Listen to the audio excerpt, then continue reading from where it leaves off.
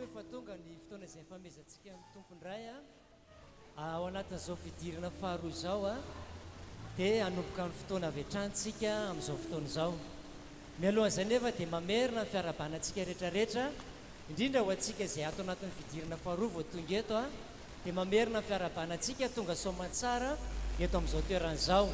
Mino fa tsy tahaka ny idirantsika teto ny voantsika eto satria l'Andriamanitra manankaream-pahasoavana no ranon'ny zavatra rehetra no miaraka amintsika eto amin'izao toeran'izao ho fenonantsika tsirairay avy na ho amin'ny lafiny ara-panahy zany ary inoko fa ho tsapatsika ho amin'ny lafiny ara-piainana andavanandro ny fitahiana izay ho raisitsika eto amin'izao toeran'izao.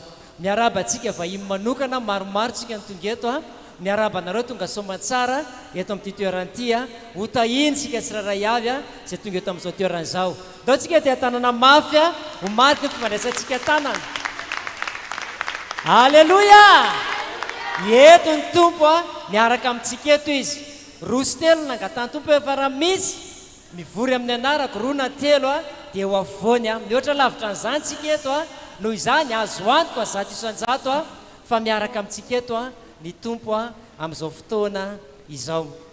Misy an'ity tenin'Andriamanitra ity izay ho vakiako aty am-panombohana mialohan'ny ivavahantsika ato amin'ny bokin'ny Isaia 7:7 teny andininy faraiky amby roapolo. Izy ity dia teny avy ao am-pon'Andriamanitra. Izao ny voalazan'ilay teny amin'ny anaran'i Jesosy. Izao olona noforoniko ahy izao no anambara ny fiderana. Aleloia! Teny mihitsy ny akaikinao ianao nge zany teneny ihany koa ny eo amin'ny ilany ianao zany hoe noho izany andao hideran'Andriamanitra izao sy anao. Amen. Tena nataom-pon'Andriamanitra zany dia isika noforoniny mba hidera azy ka raha tonga eto tsika androany andao tena isisika andao tena hanao zay azo atao hiderana kalazana ary amezantsika voninahitr'Andriamanitra izany. Paoly sy Silasy tao anaty ady, tao anaty olana, tao anatina toe-javatra sarotra fa ny zavatra nataony dia nataony izay nisisihana mideran'Andriamanitra fa niseho teo ny voninahitr'Andriamanitra tao anatin'izay. Isika eto tsy ao anatina gadra, tsy ao anatina toe-javatra teo anaty sarotra fa matosika tonga eto dia nomen'Andriamanitra fahafana noho izany andao hidera, andao ankalaza. Teneo ny akaikinao tany izy andao hidera hoe teneo ny ihany koa ny eo amin'ny ilana andao hideran'Andriamanitra hoe eny ary asandrato ary nytanao dia andao tompontsika amin'ny alalan'ny vavaka zany amin'izao fotoana izao. Misaotra anao zay tompo, mankasitraka anao manokana zahay raha tonga eto amin'ity toeran'ity androany. Iray fo, iray saina, hidera ankalaza amin'ny voninahitra anao. Tompo, aoka ny fanamasinao androany tena hamangy anay manokana ty am-panombohana ampidinao ny hery, ny ositra, ny afo atonga anay tena hidera ankalaza amin'ny voninahitra anao. Tompo, tsy amina fombafomba no entinay manatanteraka an'izany fa mifanasa ny fahamarinana araka ny voalaza amin'ny teninao. Mankasitraka tompo ny amfanatrenao eto amin'ity toeran'ity androany voninahitra teo anao rery any. Aleloia, amen. Ndao ary hitsangana avy hatranytsika metsika amin'reto mpitarika fiderana reto hitarika antsika ao anatin'izay vavaka fiderana sy fiankofana izay. Aleluia. Tain'Andriamanitra daholo tsika tompoko tonga soa eto amin'ity fiangonana ity da tsika mba hifampikopakopa tanana ohatran'izao mariky ny ifampiarabantsika avy ety aloha sy ny am-pitorana ovavay ho an'i Jesosy ny tananao androany fa Andriamanitra maheriny, Andriamanitra tokontsika eto. Aleluia. Ho antsika rehetra vaovao eto atao voatriny any aminareo ihany ny aty faly mandray anareo sy tompoko dia tena mifona feno fifaliana faly mandray vahiny izao fiangonana izao dia tain'Andriamanitra manokana anareo azo fahafinaretana ara-panahy anareo raha tonga eto amin'ity toerana ty androany. Hideran'Andriamanitra zasy anao sa tsy zany? Hideran'Andriamanitra zasy anao sa tsy zany?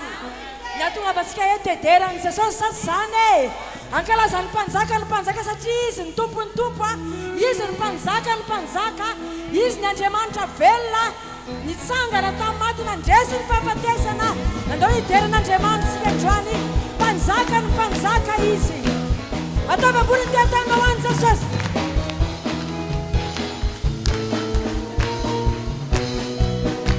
Ataovambony any tetanana aloha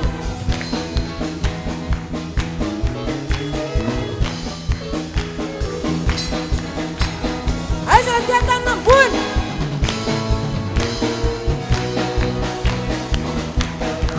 panjaka izy tompony tompo nianarany de Jeso panjaka izy panjaka izy tompony tompo nianarany de Jeso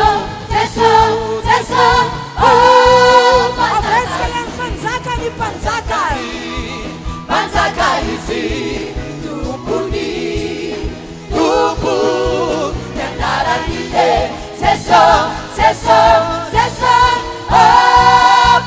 Il est le roi, il est le roi,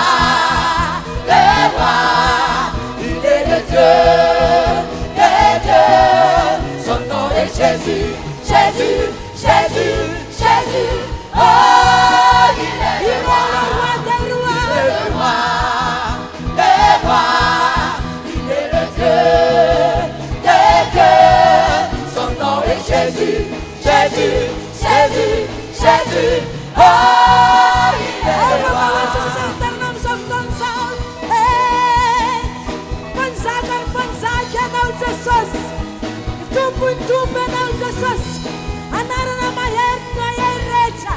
Hallelujah. He is the King of Kings. He is the King of Kings. He is the Lord of Lords. His name is Jesus. Oh, He is the King of Kings. He is the King of Kings. He is the Lord of Lords. His name is Jesus. Oh, He is the King. Hallelujah. Manomboka mafana izy zany sady zany. Amen na. Ndosika itera ihany ozy izy le hira hoe hirahirantsika zao hoe tera ho amin'ny feo izy dia tera ho amin'ny feo izy. Amen na. Dia rehefa tsisy ny feo dia tera ho amin'ny tanana. Dia mba samy manao fihetsika daholo fa sady mangatsika ny andro dia ndosika tena idera mihitsy amin'ny fihetsikatsika amin'ny fonao manontolo avoay ny fiderana ny anatinao. Tsy fotoana fiafiafiana intsony zao ry havana fa fotoana fampisehoana ny herin'Andriamanitra. Amen na. Ndao derin'Andriamanitsika atao amin'ny fihetsika tena tonga dia avoay mihitsy hoe olona ampideran'Andriamanitra ianao tonga eto amin'ity toerana ity amen na. Andao hiderin'Andriamanitsika ary dera ho amin'ny feo izy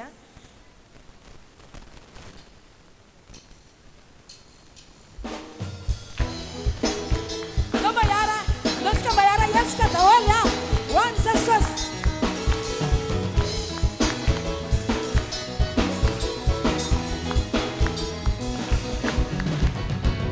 Tera ho amin'ny feo izy. Tera ho amin'ny feo izy. Tera ho amin'ny feo izy. Tera ho amin'ny feo izy. Rehefa tsisy ny feo. Tera ho amin'ny tanana. Raha tsy misy tanana. Tera ho amin'ny tongotra. Raha tsy misy tongotra. Tera ho amin'ny fanahy. Rehefa tsisy ny fanahy. Efa nandanitra. Rehefa tsisy ny fanahy. Efa nandanitra. Tera ho amin'ny feo izy. Tera ho amin'ny feo izy. Tera ho amin'ny feo izy. Tera ho amin'ny feo izy. Raha tsy misy ny feo. Tera ho amin'ny tanana. Raha tsy misy tanana. Tera ho amin'ny tongotra. Raha tsy misy tongotra. Tera ho amin'ny fanahy. Rehefa tsisy ny fanahy. Efa nandanitra. Raha tsy misy ny fanahy. Efa nandanitra. Je le loue avec ma voix. Je le loue avec ma voix. Je le loue avec ma voix. Je le loue avec ma voix. Si j'ai manqué ma voix.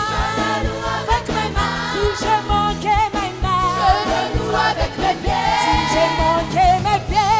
Je le loue avec mon âme. Si j'ai manqué mon âme, je serai très là-haut. Si j'ai manqué mon âme, je serai très là-haut. Si j'ai manqué mon âme, je serai très. Alléluia! Alléluia! Ozy izy hoe lamako dia anao miteny hoe ho avy tsy ho ela Jesosy. Zay dia avereny ho avy tsy ho ela dia ho avy tsy ho ela dia ho avy tsy ho ela Jesosy. Ao pare ve tsika sa tsy pare? Pare sa tsy pare? Atambaro dia Jesosy. Amen na. Jesosy ny iraisantsika eto amin'ity toerana ity. Amen. Ao lamako ho avy tsy ho ela. Lamako ho avy tsy ho ela Jesosy. lamako avereno oavy tsy ela dia oavy tsy ela oavy tsy ela jesosy avereno oavy tsy ela oavy tsy ela dia oavy tsy ela atambaro jesosy atambaro mba teneny mafy moa e mba teneny mafy moa le lamako dia oavy tsy misy tena mikimba andeo tena avoaka antsika fa tena hoavy tsy ho ela jesosy kristy sady zany andeo antsika tena avelontsika ihany lamako hoavy tsy ho ela lamako avereno avereno avereno hoavy tsy ho ela dia hoavy tsy ho ela hoavy tsy ho ela atambaro jesosy atambaro jesosy atambaro jesosy atambaro mafy be jesosy atao irakoraka mafy hoan'ny jesosy alleluia alleluia mbola mitiafatarana eny ianao androany mivoninahitra ny mpanjaka eto amin'izao toeran'izao jesosy manatrika eto amin'izao toeran'izao fanamasiny alleluia jesosy o jesosy andao iraintsika izay irzay a hidirantsika an'andriamanitra satria tsy misy atakalonao an'i jesosy mateo ianao manompo azy amen afa mihitsy miaraka amin'ny tompo sasy zany e afa mihitsy manana an'i jesosy sasy zany e satria ilay andriamanitra spesiala ny ao anatinao ao dia raha ho izy androany alleluia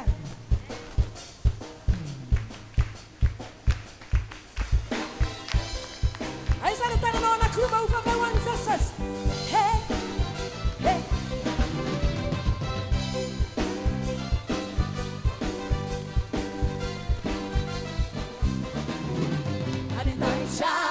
Anis fiainana Hanuminu mbola ufa tsy maintsy today Mety dia mandalo miasiny selana Jesosy efa mikarakara ny toerana Any an-danitrany anis fiainana Hanuminu mbola ufa tsy maintsy today Mety dia mandalo miasiny selana Jesosy efa mikarakara ny toerana Jesosy, tu misy atakalo kwanawe Nalaka nawe Eti andane acha Andani shane Jesosy, tu misy atakalo kwanawe Nalaka nawe Eti andane acha Andani shane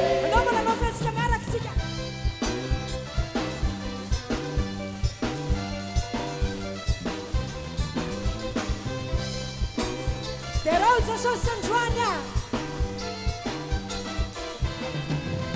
Hanentany chance tonga ihany ny hoaravay Fa manana tombontsoa amin'ny velonay Mihetsiketsika fa manorona ny anakôry Jesosy any efa mikarakara efa manamboatre Hanentany chance tonga ihany ny hoaravay Fa manana tombontsoa amin'ny velonay Jesosy fa manorona ny anakôry Jesosy any efa mikarakara efa manamboatre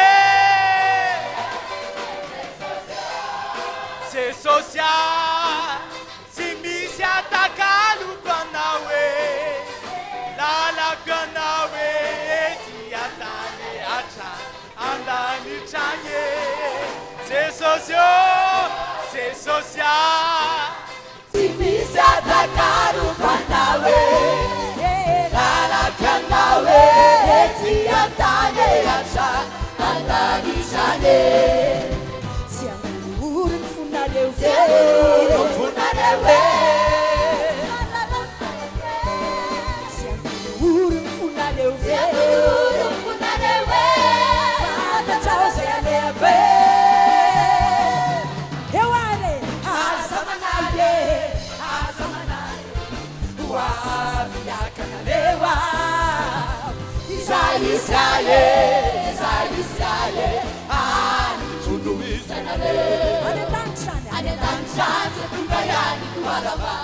Famanana tumbusuwa velunande Esketska famanuru na nyanako Jesus yana efa mkaraka efa manambote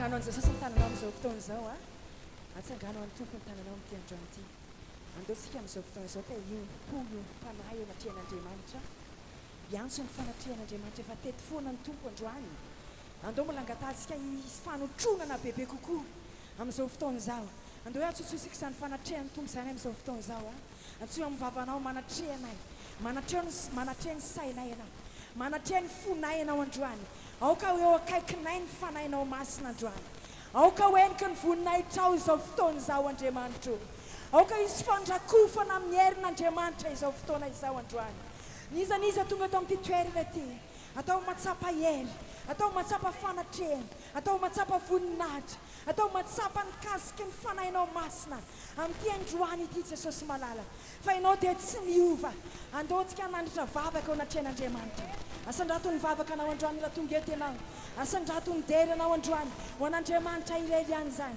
derao izy raha tokony derazy ianao dia derao izy androany raha tokony ankalaza azy ianao dia ankalazao izy androany raha tokony amme voninahitra azy ianao dia mameza voninahitra azy androany fa izy ny mendrika ny dera sy ny voninahitra lay mandrakizay lay tsy miova ho mantsy an'io ary mandrakizay halleluja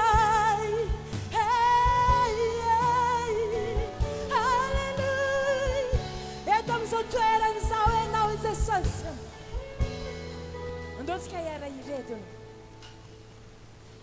tianao tompo tsy mba mafoya ny famindramponao ny tananao no miazona ny fiainako ny maraina vao mifoao mandrapa todikio Jesosy izraiko ny asaranao ndao iara-merina ihany tsika tiako ianao tompo tianao tompo halleluja tsy mba mafoya ny famindramponao ny tananao no miazona ny fiainako ny maraina vao mifoao mandrapa torikio Jesosy izraiko ny asaranao natukanao teo amin'ny fiainako naseunao ai fa tsara lotianao isaky ny miainao Jesosy andao malairaitsika ihany natukanao natukanao teo amin'ny fiainako naseunao ai fa tsara lotianao isaky ny miainao Jesosy andao malairahira ihany tsika tiako ny feonao irao amin'ny fona manontolo tondray mamakiako na tianina zao na tialinazy akakaitrianao fantatrofyanao no raiko sy sakaizako Jesosy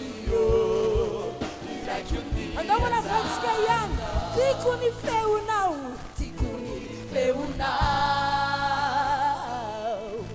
mitondray mamakiako na tialinazy akakaitrianao fantatrofyanao no raiko sy sakaizako Jesosy izraiko ny asaranao andao iraitsika man natukanao teo amin'ny fiainako naseunao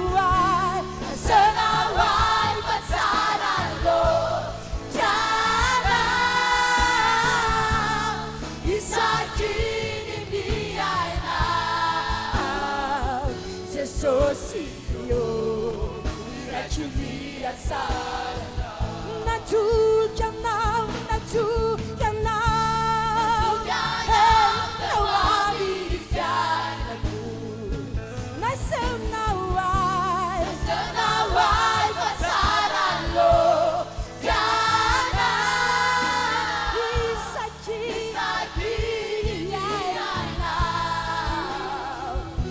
Sosio, Rachulia Sara. Nós ganhar aí redo, vamos a casa Kamanuch Nasik. Nasa casa Kamaru tonight, Nasara now to po. Nasa casa Kamaru tonight, Nasara now to po. Nyandu piana tu, ika fukwana, atako manu tu. Nasa casa Kamaru tonight, Nasara now to po. Nasa casa Kamaru tonight, Nasara now to po. Nasa casa Kamaru tonight, Nasara now to po. Nyandu piana tu, ika fukwana, atako manu tu. Nasa casa Kamaru tonight, Nasara now to po. Natukia na te wami fena. Tukiana ute wami fianaku, Nasem Nawai, Sena wai pasara lo jana, Isaki biana, Sesosio, Irachulia sara. andao rondrona zava-maneno amin'izao fotoana izao sasy anao andao iteren'Andriamanitra le façon zava-maneno iteren'Andriamanitra sika amin'izao fotoana izao hiaraka amin'ny zava-maneno sika rehetra atao amin'ity toerana ty androany ankalan'izao le mpanjaka ankalan'izao le tompony tompo izy ny tsy miova ho marisa ny ho mandrakizay n'Andriamanitra velona mandrakizay mendrika ny ankohofana mendrika ny asandraka n'Andriamanitra eto amin'izao toerana izao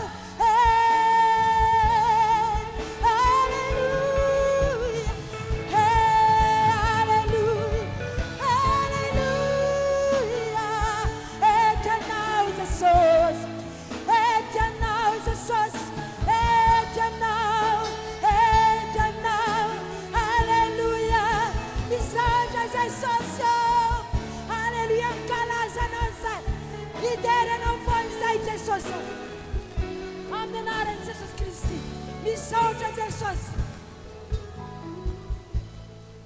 Sarotsika ve moa hoe namany fatorana rehetra dia ny fiderana sy ny vavaka izay nataon'ny Paul sy Silas tao an-tranomaizina.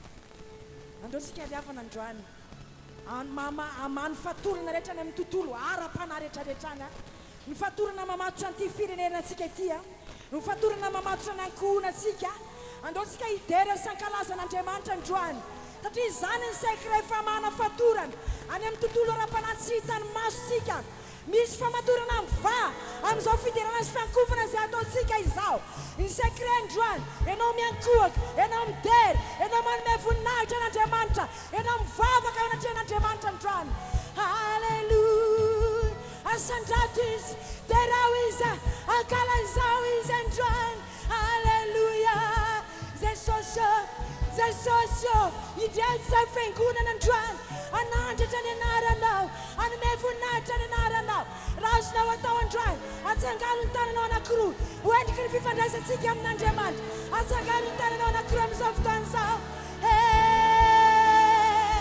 ora gara shanda era baba la shanda rege ora gara shanda rege asandra ianao Jesus terena ianao Jesus androany misy famatorana ny tontolo ara-panahy tapatapaka mivavah amin'izao fotoana izao halleluja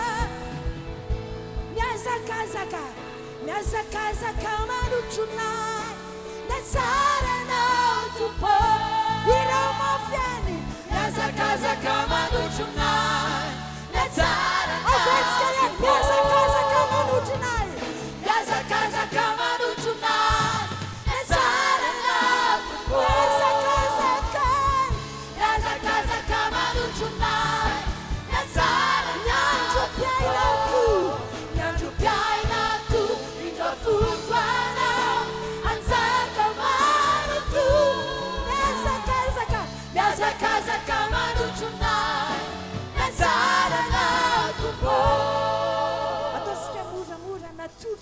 amin'ny fiainako atokianao teo amin'ny fiainako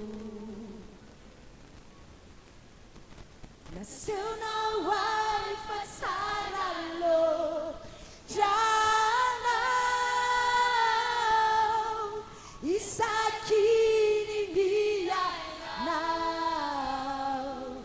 Jesosy Irakuni asa isakini miainao Jesosy te ilaiko ny atsaranao hey isakini miainao Jesosy irakuni asa afatsika farany any isakini miainao isakini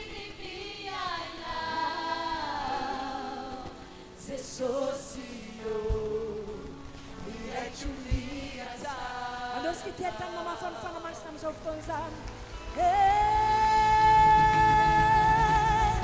Halleluja.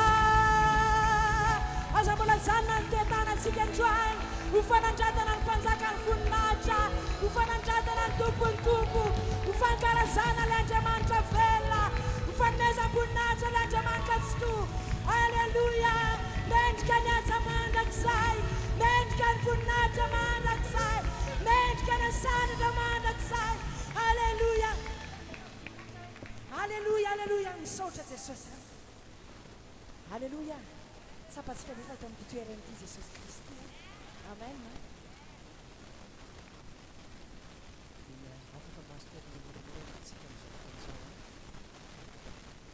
Ao anatin'ny fiderana ihany tsika enina dia anao ny fanatitra sy ny ampafolo-karena azy dia ataovy fiderana an'Andriamanitra izany. Izany ihany koa dia marika hita maso raha tsy sapahitana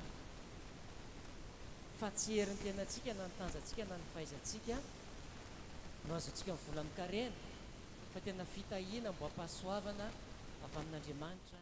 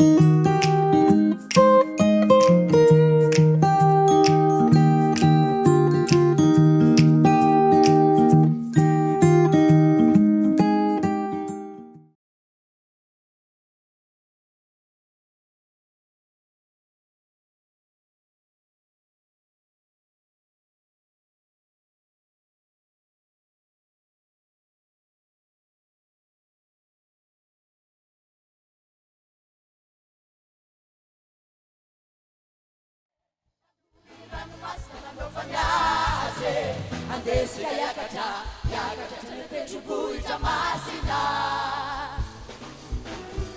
famendrika n'Andriamanitra fiderana tsara lavitra mendrika azy fa izy ilay mpanjaka tompo fahefa tompo fanjakana izy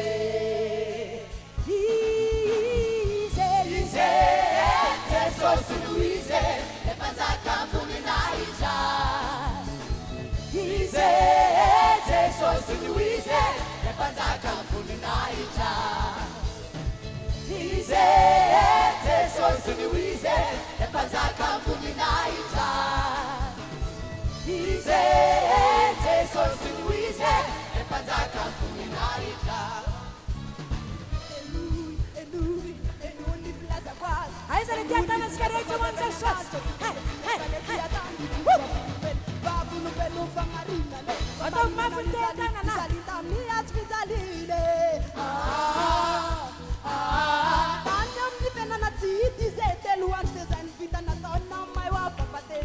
Aiza le tiatana.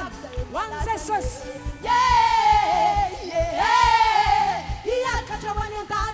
Akavana na njia maniche vita vaunzena asni fantasena avelna mandrakizaize aribaba kawaize misangana ndaisanganse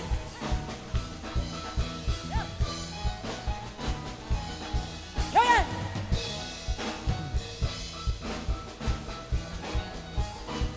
aiza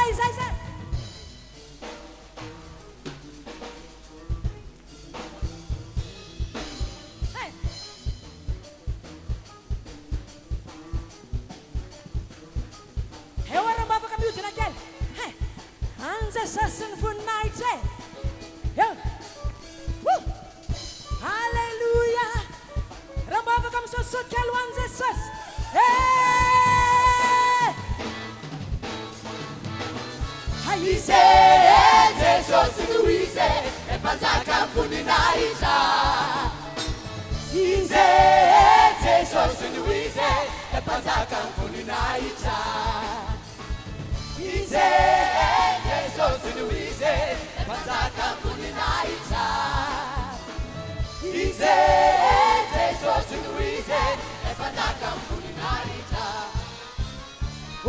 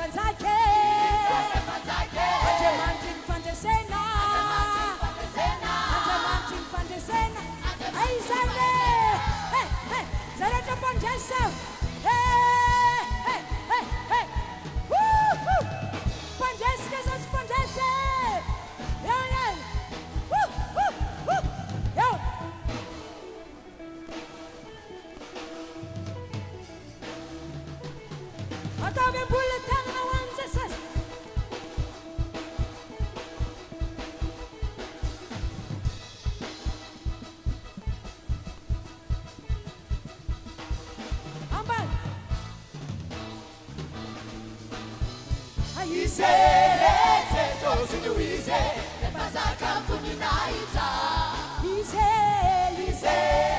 Jesosy no izy ilay mpanjaka voninahitra Jesosy no izy ilay mpanjaka voninahitra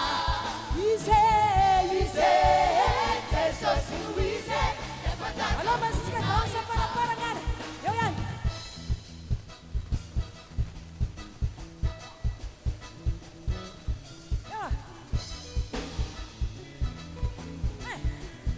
Misrael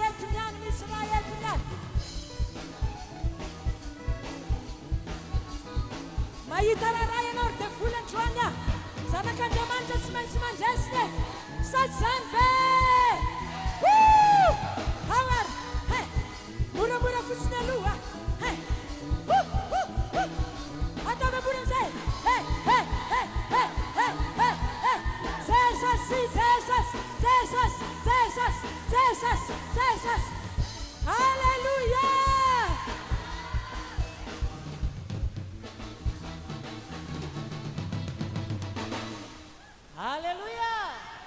ao dia tanana mafy tsika voninatr'andriamanitra e tsara ny tompo a mino fa matsapazava tsika ao anatin'izany fiderana ankezabe zany e tapatapaka ny zioka vamy fatorana ary noko fa midina ao anatin'izany ny herin'andriamanitra sy nyvoninatr'andriamanitra amen afaka mahazo toerantsika ny ampitoerana mipidery angamba ny aloana reo eo ihany a satria mbola hitoy rehefa avy eo hiditra vetivetika ao anatin'ny filazana alohatsika amin'izao fotoana izao dia misy filazana vitsivitsy reto a izay fandaminana atao anatin'ny fiangonana moa zany a amin'ny akapobeany ao arinan'izay dia hiakatry frerany ary anao ny fanetanana manokana mahakasika an'izay a anjara andraikiny a izay ny groupe a dia manampy amin'ny fanaovana akao amin'ny herinandro ity a ny alarobisy ny zoma ary amin'ny alahady ny groupe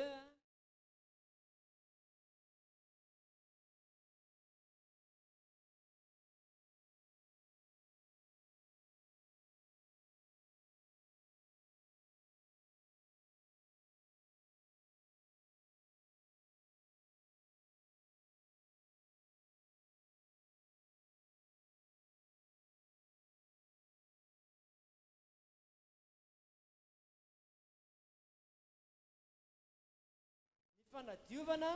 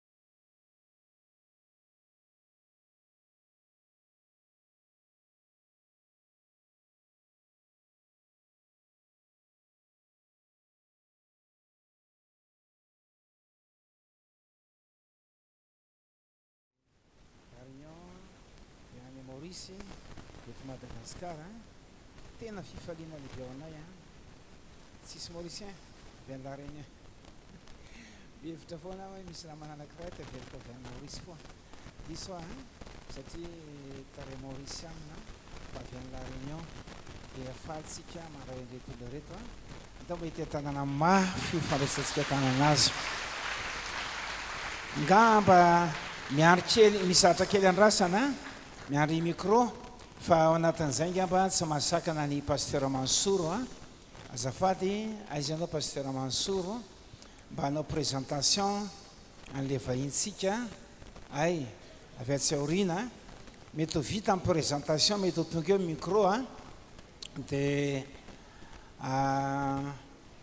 tonga dia manomboka ny toriteny aorinan'izay ary mino ianao fa ho voata be mihitsy ny ara-pananao androany araka ny tenikita tamin'ny voalohany misy mpanompon'Andriamanitra manana traikefa be eto meko any pasteur Mansour ary micro anaovany présentation malalaka tsara misaotra tompoko mankasitraka indrindra pasteur ia dia faly miaravantsika rehetra amin'ny araran'i Jesosy ho amintsika tsirairay ny fahasoavan'ny tompo sy ny fiadanany ia dia araka ny teny pasteur teo dia hanao présentation izahay moa dia misy fiangonana vitsivitsy maromaro izay tonga hamaingy anareo aty amin'ny Sœur Soaran ay sotra iray ihany izay Sœur Anoso dia mankasitraka amin'ny fandraisanareo anay izahay moa dia fantatsika fa ny fiangonana dia iray ihany noho izany misy reto vahiny izay avy any Nosy La Réunion dia misy pasteur anankitelo izy ireo izay tariny pasteur Jocelyn Sery mivady io ny vadiny le mitsangana iny pasteur Jocelyn ho hitanareo rehefa avy eo rehefa mitondra ny hafatra tsy asaiko mitsangana izy satria mbola hitsangana rehefa avy eo dia misy pasteur Bernard Gigant dia asaina mitsangana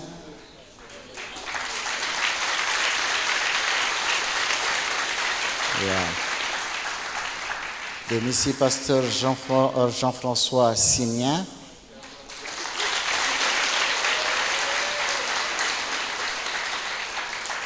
dia mariako fa samy manambady tokana izy ireo aloha atao mazava ny resaka samy manambady tokana dia misy ihany koa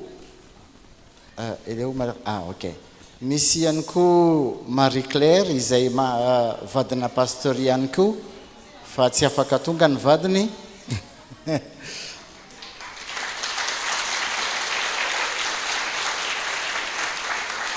misy rahalahy anankiray atao hoe Laurent Marézu izay avy any Nosy La Réunion misy rahalahy Fidisy Ange izay malagasy izy zareo fa mipetraka any La Réunion dia misy rahalahy sy ranabavy maromaro izay hitanareo tare mbola tsy hitanareo mbola tsy fantatrareo fa avy amin'ny fiangonana hafa ihany koa izahay mantsy ao anatin'ny tambazotrana fiangonana izay tena mitory ny filazantsara na ny fampianarana tsy misy klema zany hoe mitambatra ao anivony toriteny na ny teny ny amin'ny hazo fijaliana amen resy lahatra fa tena raha voavonjy dia noho ny azo fijaliana ary tsy vita amin'ny famonjena ihany fa ny fiainana ary ny toroteny rehetra dia mifototra amin'ny azo fijaliana zay no mampiray anay ary tsy anarana fiangonana no mampiray anay fa firaisampanay tsy misy engagement natao ny alalan'ny taratasy fa ny fanahy no mampiray anay amin'ny alalan'ny teny ny amin'ny azo fijaliana raha jerena ny fiangonana amin'izao fotoana somary mivoana ka tsapanay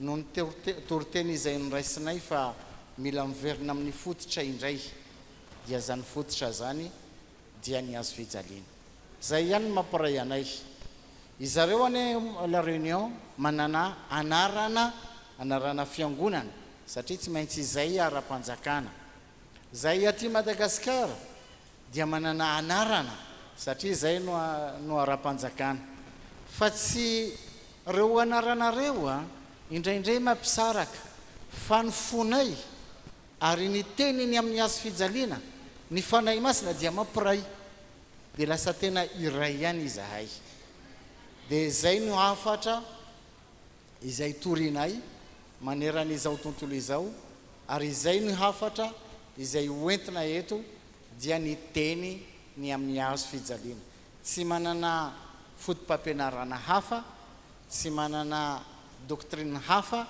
ary tsy misy Jesosy hafa entinay fa Jesosy Kristy ary indrindra ilay voaombo tao ambony azo fijaliana zay ihany no fantatray ary zay ihany no entinay aminareo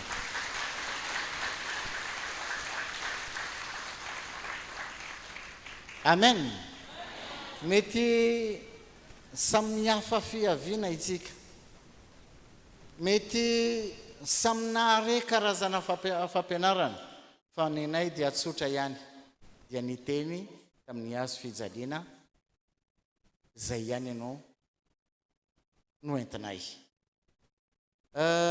somary ny andry satria misy micro tokony ny ampiasaina mantsy amin'ny mba satria somary be dia be ny toroteny ny conférence ataon'ny mpanompon'Andriamanitra dia misy fitaovana izay ampiasainy rehefa mitoroteny dia io fitaovana io somary adin'ny tanetrano dia somary ny andriandry an'izany fitaovana izany itsika dia tsy fantatro hoe inona no atao pasteur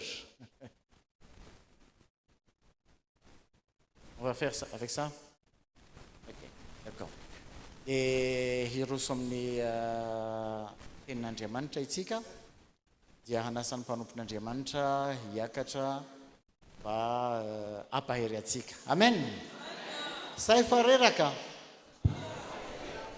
reraka sao dia mandindiny kankana eny ary manasany mon frère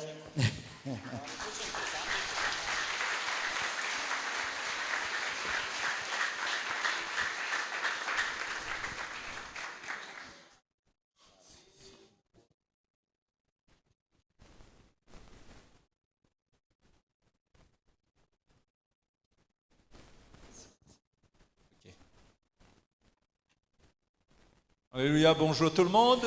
Alléluia, miarabatsika rehetra. Je crois que c'est la deuxième fois que je viens ici. Fandroany aho zao no tonga teto. Et je suis heureux avec ma femme et avec l'équipe qui m'accompagne de venir vous rendre visite ici. Ary faly aho miaraka amin'ny vadiko, miaraka amin'ireo ekipa ihany koa izay mamangy anareo eto. Une grâce de pouvoir venir annoncer l'évangile. Tena fahasoavana no afaka atongavako ambara amin'ny filazantsara. Croyant que votre cœur est ouvert Ary manatena fa misokatra ny fotsika à l'évangile, amin'ny filazantsara, à la vérité. amin'ny fahamarinana. Et nous avons besoin d'une révélation de la vérité. Ary ny any ilayntsika dia ny fanambarana ny amin'ny fahamarinana. Parce que Ce n'est pas pour rien que la Bible nous met en garde contre les fausses doctrines. Satria tsy hoe zava-poana raha mampitandrina ny baiboly ny amin'ireo fampianaran-diso Les fausses doctrines, ça peut s'infiltrer dans l'Église. Satria afaka no tafaporitsaka ao anivon'ny fiangonana ny fampianaran-diso. Parfois, personnellement, dans notre vie, Indraindray zany ho an'ny tenantsika manokana, avec le contact que nous avons par Internet, miaraka amin'ny fifandraisantsika amin'ny alalan'ny internet ankehitriny et nous pouvons être sous toutes sortes d'influences. dia indraindray tsika ao anatina fitaovana na fisariana maro samihafa azo mpanany amin'izany zany, Des influences qui peuvent nous pousser dans la mauvaise direction. ireo fitaoman-dratsy izay hitarika antsika any amin'ny lalan-diso. Donc, on vient vous rendre visite. Noho izany tonga eto izay mamangy anareo. On n'a pas la prétention de tout connaître, Zay tsy miambo akory hoe mahalala ny zavatra rehetra, mais avec l'équipe de CTMI, fa miaraka amin'ny ekipa ny CTMI kosa on veut vous annoncer ce que nous croyons avoir reçu du Seigneur. dia tianay toriana aminareo ny zavatra izay iverinay fa voarainay avy amin'ny tompo. Et lorsque nous annonçons l'Évangile, Ary rehefa mitoro ny filazantsara izahay c'est à chacun de voir qu'est-ce qu'il ressent du Seigneur, dia anjarantsika tsiraray avy matsapa hoe inona ny zavatra voaraintsika avy amin'ny tompo, quelle est la conviction qui vient dans son cœur. inona ny fandresen-dahatra voaraintsika tsiraray avy amin'ny tompo. Est-ce qu'il faut continuer sur la même voie? Moa ve hitoy amin'ny lalako teo aloha ihany aho, Est-ce qu'il faut réaliser qu'on a besoin de changer de voie?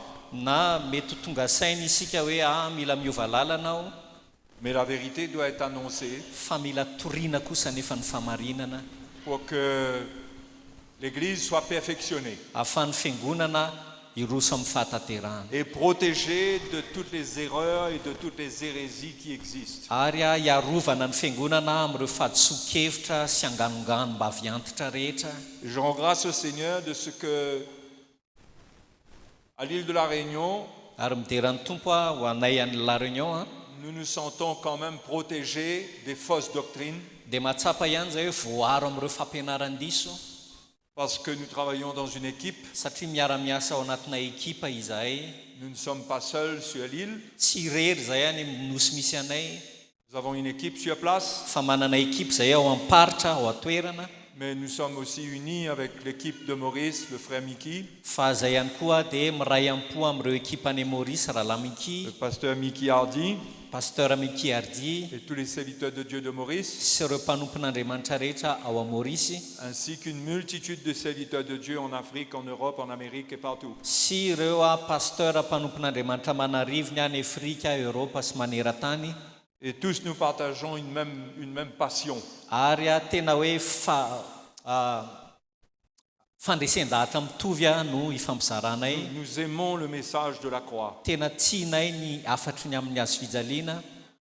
Lorsque nous l'avons entendu pour la première fois, Rehefa nandre an'izany voalohany izahay nous avons été secoués, dia tena vohotsokotsiny, mais nous avons eu un témoignage dans notre cœur fa nanana fijona vavolombelona kosa izay tao am-ponay, que c'était la vérité que Dieu voulait nous faire entendre. fa izany tokoa ny famarinana izay tian'Andriamanitra ho renesy ny sofinay.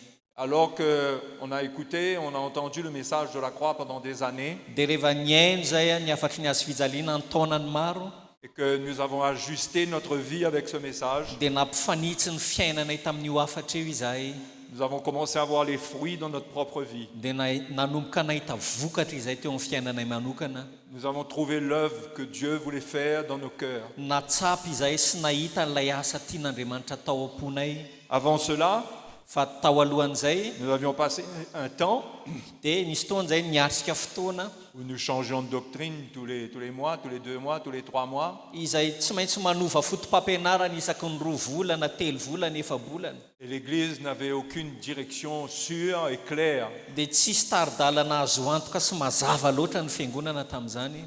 On s'est retrouvés dans toutes sortes de doctrines et d'hérésies. Fa nidiranay daholo tia karazana fotom-pampianarana sy anganongano rehetra ity. Mais Dieu a eu pitié de nous. Fa namindra fo taminay Andriamanitra. Il a eu pitié de nous. Namindra fo taminay Andriamanitra. Parce que nous étions dans une confusion extrême. Satria tao anatina fahadiso-kevitra sy fifanjevona tena miopapana izahay. dans une grande confusion tena hoe fifanjevona fifangaroana lehibe et dans une grande souffrance. ary tao anatina fijaliana sy fiaretana ihany koa. Parce que c'est comme si que nous avions perdu notre vraie relation avec Jésus. Satria ohatrany hoe very teo aminay mihitsy ilay fifandraisana marina nanananay tamin'i Jesosy. Mais je rends grâce au Seigneur qui nous a rendu visite. Fa tena mideran'ny tompo izay fa namangy anay izy. Il a envoyé son serviteur à la réunion pour nous parler naniraka ny mpanompony tao à la réunion izy mba hiteny aminay. et pointer le doigt sur toutes nos légèretés Tena hoe nanondry tanana tamin'ny mety tsy rambona nataonay et nous éclairer par sa grâce. ary nanazava anay noho ny amin'ny fahasoavana izy. Donc c'est avec ce cœur-là que moi, à mon tour, je viens me présenter au milieu de vous. Noho izany amin'izay fo izay ihany koa no anatonako anareo amin'ity maraina ity. Il est facile quand on devient chrétien, Mora foana mantsy rehefa kristianina isika ou même serviteur de Dieu, na dia mampanompon'Andriamanitra aza de se tenir dans une attitude où c'est comme si que tout est OK pour nous. ohatrany hoe mijorontsika anatina toe-po anankiray zany amin'ny mampanompon'Andriamanitra hoe mety sy mizotra tsara avokoa ny zavatra rehetra. On est chrétien, on fréquente une église et tout va bien. Hoe efa kristianina mamonjy fiangonana dia milamina zany ny zavatra rehetra. C'est très facile de se retrouver dans cet état. Ohatrany hoe mora foana no hidirantsika ao anatin'izay toe-panahy zay. Mais quand même, il y en a beaucoup qui se posent des questions. Fa nefa maro ihany ireo mametra-panontaniana ny tenany Parce qu'ils ressentent une souffrance intérieure. satria tsapany ao anatiny ao fa misy fijaliana sy fiaretana ao. Ils ressentent un vide. Matsapa foana izy Mais le Seigneur est fidèle. fa Andriamanitra dia matoky. Donc que Dieu nous accorde sa grâce pour nous éclairer. Noho izany Andriamanitra ny aneo ny fahasoavany amintsika mba hanazava amintsika androany. Parce que l'Église doit être perfectionnée. Satria ny fiangonana dia mila miroso makany amin'ny fahatanterahany. Ce qui veut dire qu'elle n'est pas parfaite. Midika zany fa tsy tanteraka izy zany. Ce qui veut dire que Dieu doit nous parler concernant certaines choses qu'il n'approuve pas. Zany hoe mila miteny amintsika Andriamanitra mahakasika an'ireo zavatra sasatsasany izay tsy akasitrahany. Il veut nous préparer pour son retour. Te hanomana antsika ny amin'ny fiaviana izy. Et nous avons besoin de comprendre le message fondamental et essentiel de Jésus. Ary mila azontsika zany lay afatra fototra sy lehibe zay an Jesosy. Frère Manzo tout à l'heure partageait que notre partage à nous commun, nous qui travaillons dans 6e maille, c'est le message de la croix. Teo raha Mansora nizara ny afatra zay nifandraisanay ao anatin'ny équipe CTMA dia ny afatry ny azo fijaliana. J'aimerais lire avec vous dans 1 Corinthiens chapitre 1, verset 17. Dia makiaraka aminareo an Korintiana voalohany toko voalohany andininy fafito ambin'ny folo. Vous allez bien? Ao tsara ve nareo e? Notre cœur est ouvert ce matin? Misokatra ve ny fonareo amin'ity maraina ity? Ok, on est prêt à se remettre en question? Voniny anareo ametra-panontaniana ny tenanareo a? Alléluia. Alléluia. Ça c'est une bonne attitude. Ary toe-panahy tsara zany, toe-po tsara zany. Paul dit aux Corinthiens, Zao ny teny Paoly amin'ny Korintiana, ce n'est pas pour baptiser que Christ m'a envoyé, c'est pour annoncer l'évangile. fa Kristy tsy naniraka hanao batisa fa hitory ny filazantsara. Et cela sans la sagesse du langage, Tsy tamin'ny teny fahendrena, afin que la croix de Christ ne soit pas rendue vaine. fandrao foana ny azo fijalian'i Kristy. Est-ce que vous voyez ici ce qui est écrit là? Mazava aminareo ve ny zavatra voasoratra eto? La croix de Christ peut être rendue vaine. Zany hoe ny azo fijalian'i Kristy ozy izy mety ho tonga foana zany. Vaine, ça veut dire qu'elle peut être vidée de sa puissance. Ny dikany hoe foana dia zao hoe foana ny amin'ny heriny zany. Tsy manan-kery intsony. Et Paul a parlé de la sagesse du langage. Ary Paoly dia miresaka ny amin'ny teny fahendrena ozy izy. Il y a un moment où on peut parler de beaucoup de choses, Misy fotoantsika afaka miteny zavatra maro, mais est-ce que ce qu'on dit, est-ce que ça confirme la puissance de la croix? fa moa ve zavatra lokon'ny vavantsika maneho marina n'ilay herin'ny azo fijaliana, Ou ça rend la croix vaine? sa mahatonga ny azo fijaliana ho foana aza? C'est-à-dire qu'une croix vaine n'a plus d'effet dans notre vie. Zany hoe ny azo fijaliana foana zany dia tsy misy fiantraikany intsony eo amin'ny fiainantsika. Nous pouvons aimer le Seigneur, oui, dans une certaine mesure. afaka mirefy sasatsasanytsika mety hoe afaka tian'ny tompo ihany Nous pouvons louer le Seigneur, prier le Seigneur. afaka mideran'ny tompo isika mivavaka amin'ny tompo Mais la question est, que fait la croix de Jésus dans notre vie? fa ny fanontaniana mipetraka dia zao hoe inona ny ataony azo fijalian'ny jesosy eo amin'ny fiainantsika Et est-ce que nous la comprenons de telle manière à ce que nous ayons foi en elle, ary move azotsika zany ka mitarika atsika anana finoana zany et que par la foi qu'on a dans la croix, ary amin'ilay finoana zay ananantsika ao amin'io azo fijaliana io l'Esprit de Dieu touche notre vie selon ce qui s'est passé à la croix. dia mikasika atsika ny fanahin'andriamanitra ny amin'ny zavatra zay nitranga marina teo amin'io azo fijaliana io Parce qu'il faut se dire une chose, satria mila miteniny amin'ny tenantsika isika le Saint-Esprit n'a pas été envoyé dans l'Église, hoe ny fanahy masina tsy nirahana teo anivon'ny fiangonana dans nos vies,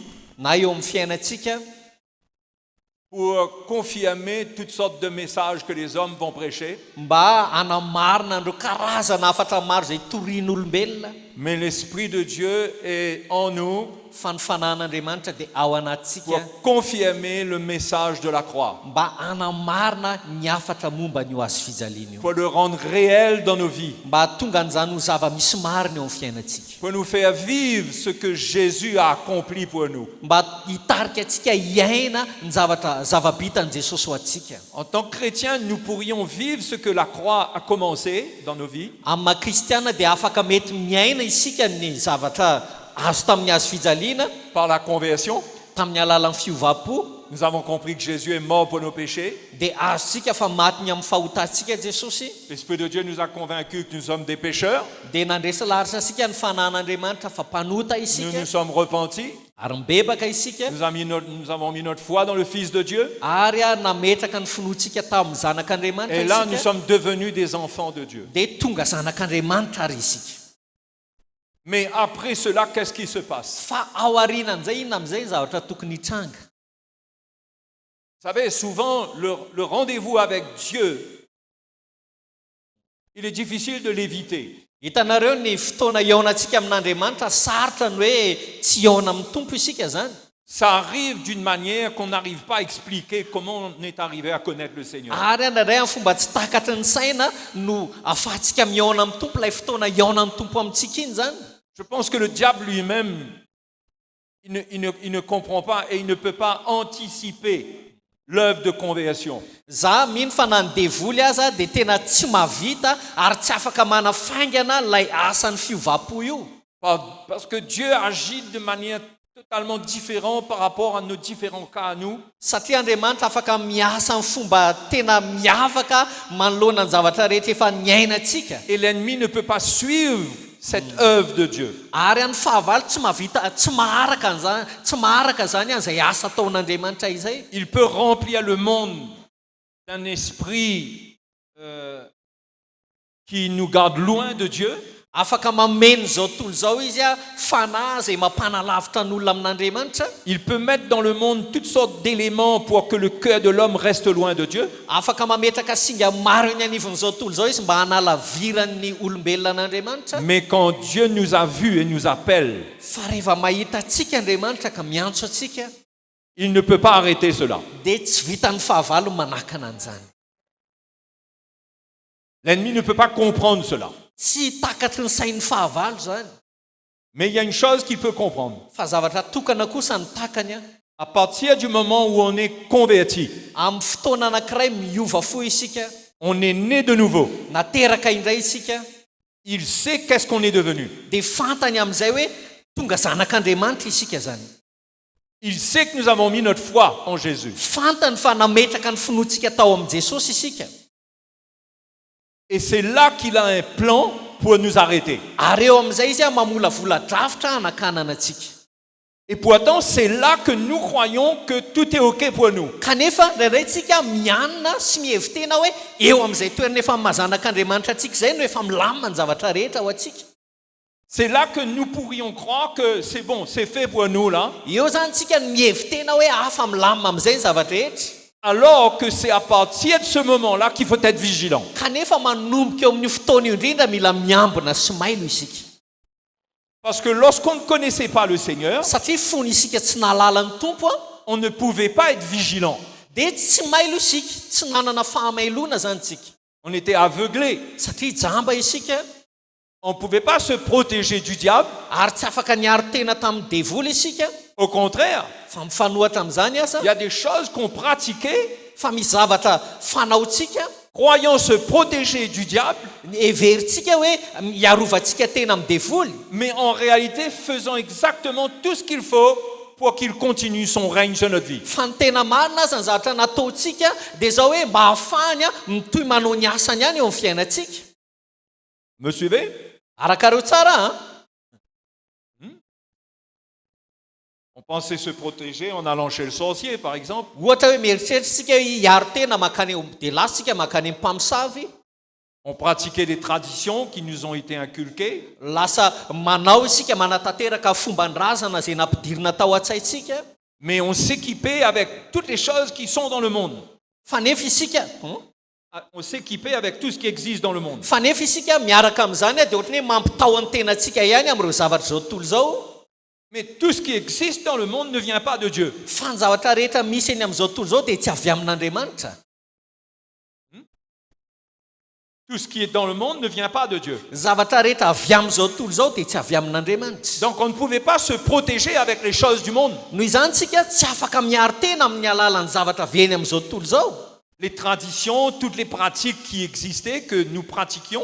ireo fomban-drazana sy fombafomba zay nataontsika fahiny Donc l'ennemi nous gardait captifs. noho izany a azon'ny fahavalo babo hatrany isika Il a fallu un miracle pour nous tirer de là. ary nila fahagagana hanesorana antsika tao anatin'izany Dieu a pris un rendez-vous avec nous que personne ne connaissait. dia nifanao fotoana tamintsika zay tsy fantatr'olona rehetra Andriamanitra Il y a un moment où il a saisi nos cœurs. ary tamin'ny fotoana anankiray nambabo ny fotsika izy Nos yeux se sont ouverts. dia nisokatra ny masontsika Et on a compris qu'on était dans l'erreur. dia azontsika sy tonga saintsika hoe ao anatin'ny fahadisokevitra isika Et c'est à partir de là dia nanomboka teo amin'izay que le combat de la foi chrétienne commence. nanomboka amin'izay ny ady finoana eo amin'ny fiainantsika makristiana C'est-à-dire qu'on sait qu'on a un ennemi zany hoe nanomboka nafantatra isika fa misy fahavalo manana Et- fahavalo qu'on a besoin de trouver la vérité qui est en Jésus-Christ pour nous préserver de ces pièges. ary a mila mitady isika ilay famarinana zay tao amin'i Jesosy Kristy hiarovantsika tena amin'ireny fandrika maro samihafa ireny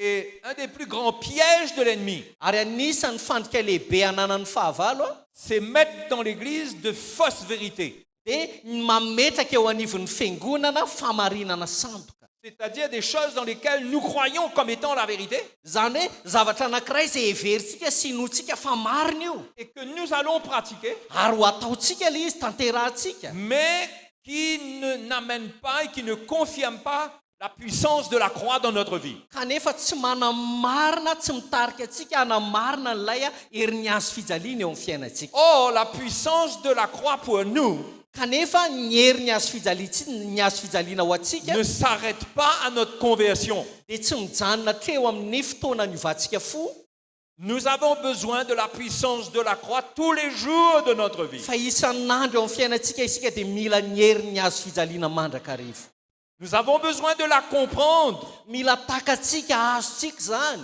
Elle doit être prêchée, elle doit être enseignée mila toriny zany mila ampianarina zany pour que le chrétien soit instruit selon la vérité mba hahafahan'ny kristianina taizaina amin'ny famarinana et qu'il rejette les erreurs qui circulent partout. ka hahafahan'ny kristianina mandahan'ireo a fahadisokevitra sandoka maro samihafa zay hitanaiza Et c'est ce qu'on va voir que Paul dit au verset 18 de 1 Corinthiens. jerentsika zany satria zay lazain'ny paoly eo amin'ny toka andin'ny fahavalo ambin'ny folo amin'ilay korintianina voalohany teo Donc vous êtes d'accord que nous ne voulons pas que la croix de Christ soit rendue vaine dans notre vie. mino a fa miara-manaiky isika fa tsy tiatsika hoe ho foana eo amin'ny fiainantsika ny herin'ny azo fijalian'i Kristy sa tsy zany On est d'accord avec ça? miara-manaiky an'izany tsika C'est l'apôtre Paul qui a dit ça. ny apôstôly paoly no miteny an'izany a Le grand apôtre lay apôstôly lehibe faisait attention à ce qu'il annonçait à l'église, zany hoe izy aza apôstôly lehibe nefa nitandrana an'izay nitoriny tamin'ny fiangonana de peur que la croix n'ait plus de puissance pour l'église. sao izy tsy anakery eo amin'ny fiangonana intsony ny azo fijaliana C'est pourquoi il dit aux Corinthiens,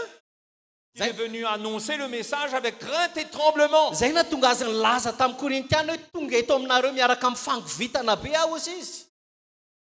Qu'est-ce que dit Paul dans 1 Corinthiens 1, 18? Inona no lazainy eo amin'ny andininy fahavalo ambin'ny folo ny korintiana voalohany toko voalohany. Car la prédication de la croix est une folie pour ceux qui périssent. Fa ny teny amin'ny azo fijaliana dia fahadalàna amin'izay ho very.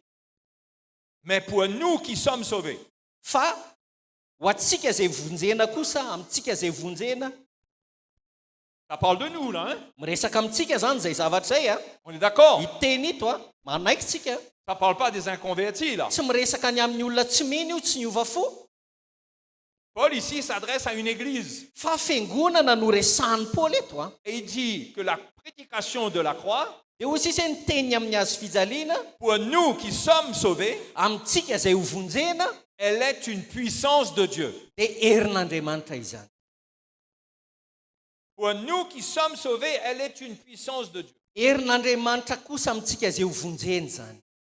Au fait, si on arrivait à lire le grec, Ny tena marina raha vitantsika mamaky ny teny grikany amin'io a, on verrait que Paul dit plus précisément pour nous qui sommes en train d'être sauvés.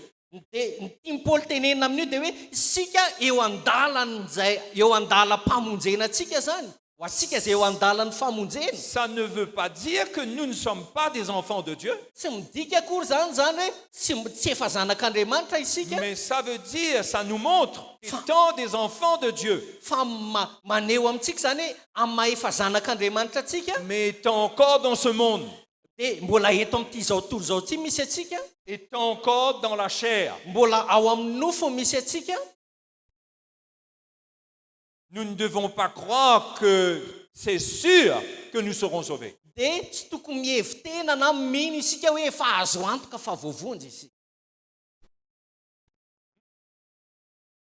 Je ne peux pas mettre un doute sur votre salut, Za akory tsy te hametraka fisalasalana ny amin'ny famonjena efa voarainareo a, ni sur mon salut. na ny famonjena efa voaraiko a. Mais par exemple, la Bible dit que si nous renions le Seigneur, il nous reniera. Fa ohatra zao ny baiboly milaza hoe raha mandany tompontsika dia izy ihany koa mba handahantsika. Comment peut-on arriver à renier le Seigneur? Ahoana moa no ahafahantsika ho tonga amin'izany hoe fandavana ny tompo zany? Ben, ça pourrait commencer par le fait de mettre de côté la croix de Christ. Dia mety manomboka amin'ny alalan'ny faniliantsika ny azo fijalian'i Kristy zany. De ne plus se nourrir de son message Lasa tsy mivelona intsontsika ny amin'ny hafany, et de se nourrir de toutes sortes de messages fa lasa mivelona isika mamoky ny tenantsika amin'ireo karazana hafatra maro samihafa, qui ne me fortifient pas pour persévérer. izay tsy mampatanjaka ny finoko mba hananako faharetana. Et dans ce cas, je peux atteindre un stade dans ma vie Dia raha izay mitranga dia mety ho tonga amin'ny sehatra anankiray eo amin'ny où je fiainako serai totalement découragé, hoe tena ho kivy-ketraka tanteraka aho, où je pourrais douter de ma foi, lasa misalasala ny amin'ny finoko aho, où je pourrais dire, moi c'est trop dur pour moi la vie chrétienne, j'arrête. dia lasa miteny amin'ny tenako hoe tena mafy loatra amiko zany fiainana maha-kristiana zany fa hijanona treo aho. C'est quelque chose qui peut arriver à n'importe qui d'entre nous ici. Azany zavatra zany dia afaka mahazo atsika tsiraray avy zay tonga eto, Et même aux serviteurs de Dieu. eny fa na ny mpanompon'Andriamanitra azy. Alors que quand vous regardez un serviteur de Dieu, Hitanareo amin'ny mampanompon'Andriamanitra, il n'a pas une autre forme. Il n'a pas une autre forme. hitanareo mpanompon'Andriamanitra dia tsy hoe manana tena hafa akory izy, endrika hafa, C'est un être humain. fa olombelona anie mpanompon'Andriamanitra. Au fait, lui le premier, il doit faire attention. Ny tena marina aza ny mpanompon'Andriamanitra mihitsy ny voalohany mila mitandrina, Parce que par sa vie, satria amin'ny alalan'ny fiainany il peut soit conduire le peuple de Dieu dans la vérité, dia zao hoe na izy hitarika ny vahoakan'Andriamanitra ho any amin'ny fahamarinana, soit il peut diriger le peuple de Dieu dans l'erreur et la perdition. na izy hitarika ny vahoakan'Andriamanitra ny anaty fahadisokevitra sy ny fahaverezana. Donc c'est une responsabilité sérieuse. Noho izany tena anjara ndraikitra matotra io. C'est pourquoi il faut prier que nos serviteurs de Dieu, Zay no antony mila mivavaka isika mba ireo mpanompon'Andriamanitra eo anivontsika, ils n'aient pas peur de nous enseigner, de nous prêcher la vérité. dia tokony tsy hanatahotra eo mpanompon'Andriamanitra eo hampianatra sy hitory amintsika ny fahamarinana. Et la vérité, elle se trouve dans la prédication de la croix. Ary ny famarinana nefa dia ao anatin'ny fitoriana ny amin'ny hazo fijaliana. Vous réalisez que Paul dit que pour nous qui sommes sauvés, elle est une puissance de Dieu. Mba azonareo an-tsaina ve zany hoe fa herin'Andriamanitra kosa amintsika izay vonjeny zany ozy izy. Mais est-ce que nous comprenons ce que c'est que la puissance de Dieu? Fa moa ve azontsika io atao hoe herin'Andriamanitra io? Vous savez, on envisage toujours la puissance de Dieu hitanareo ndraindray tsika makamaka sara an-tsaina foana ny momba ny herin'Andriamanitra par rapport aux besoins qui nous fait souffrir. manoloana ny nina moa zany filana izay hiaretatsika. J'ai une souffrance, mety hoe mijaly aho ohatra, je suis malade, marary aho ohatra, ou il y a un problème à la maison, na misy olana eo anivon'ny tokantrano, j'ai besoin de voir la puissance de Dieu. dia hoe amin'izay fotoan'izay mila mahita ny herin'Andriamanitra aho. Parce qu'on attache la puissance de Dieu seulement à nos besoins. Satria ampifamatorantsika amin'ny filatsika zany ilay herin'Andriamanitra. C'est la manière dont Dieu répond pour nous délivrer de nos problèmes. Zany hoe ohatrany hoe fomba anankiray zany fahazahoantsika ny herin'Andriamanitra, fomba anankiray anafahan'Andriamanitra antsika amin'ny olana andalovantsika. Et ce n'est pas totalement faux. Ary mety tsy diso ihany zany. Pour la maladie, par exemple, la Bible dit que Jésus, par ses meurtrissures, nous sommes guéris. Ohatra hoe momba ny amin'ny aretina dia ny ten'Andriamanitra zao milaza hoe dia kapoka tamin'i Jesosy nanasitranana antsika. La Bible nous dit que Dieu va pourvoir à nos besoins. Ny Baiboly koa zao milaza hoe Andriamanitra matsy atsika izay ilayntsika, hanome atsika. Il ne promet pas, la Bible ne promet pas que nous serons tous riches, Ny Baiboly tsy mampanantena ho anakarena avokoa sika rehetra, mais que Dieu va prendre soin de nous. fa izy kosa ny tsindro sy karakaratsika. D'accord? Ao a. Mais quand vous regardez toutes ces choses, Fa rehefa mijery an'ireny zavatra rehetrarehetra reny on sika, cherche la puissance de Dieu dia mitady ny herin'Andriamanitra isika. pour notre vie naturelle. Ohatrany hoe ampitahantsika zany na ampifandraisitsika amin'ny fiainantsika amin'ny andavanandro. Parce qu'on veut une meilleure vie. Satria mitady fiainana tsaratsara kokoa isika. Donc, on veut un travail, Ohatra hoe mila asa isika, on veut être en bonne santé, dia ho salama tsara isika, on veut nourrir notre famille. dia mba hamelona ny ankonantsika isika. Et dans tout cela, Dia ao anatin'izany rehetra zany, c'est normal. dia normal, aradrariny, C'est normal qu'on veut voir ces choses. aradrariny raha te ahita an'izany zavatra zany sika. Mais ce que l'on ignore au final, Fa ny zavatra tsy fantatsika nefa ny amin'ny farany a, c'est que la croix de Christ, dia izao hoe ny hazo fijalian'i Kristy a,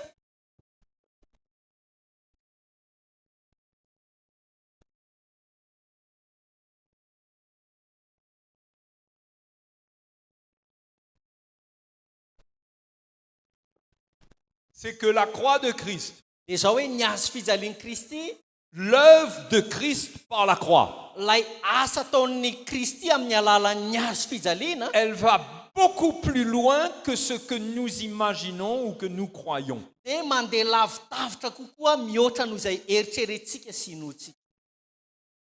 La puissance de Dieu qui s'est manifestée à la croix, Ilay herin'Andriamanitra izay niseho teo amin'ny hazo fijaliana io, c'est pas une puissance qui nous rejoint io zany a tsy hoe herin'Andriamanitra izay misy ifandraisany amintsika pour qu'on ait à manger. mba hananantsika hanina hohanina ohatra. Parce que Jésus lui-même dit que le Père Céleste nourrit les oiseaux du ciel. Satria Jesosy izy tenany mihitsy azy ny laza hoe eny fa ny voromanidina aza dia izy ny mamelona azy, mitsinjo azy. Est-ce que Dieu a commencé à nourrir les oiseaux du ciel après la croix ou avant la croix? Quand? Moa ve Andriamanitra efa namelona ny voromanidina eny an-danitra tao alohan'ny hazo fijaliana sa tao aorianan'ny hazo fijaliana? Hein? Vous n'avez pas de réponse?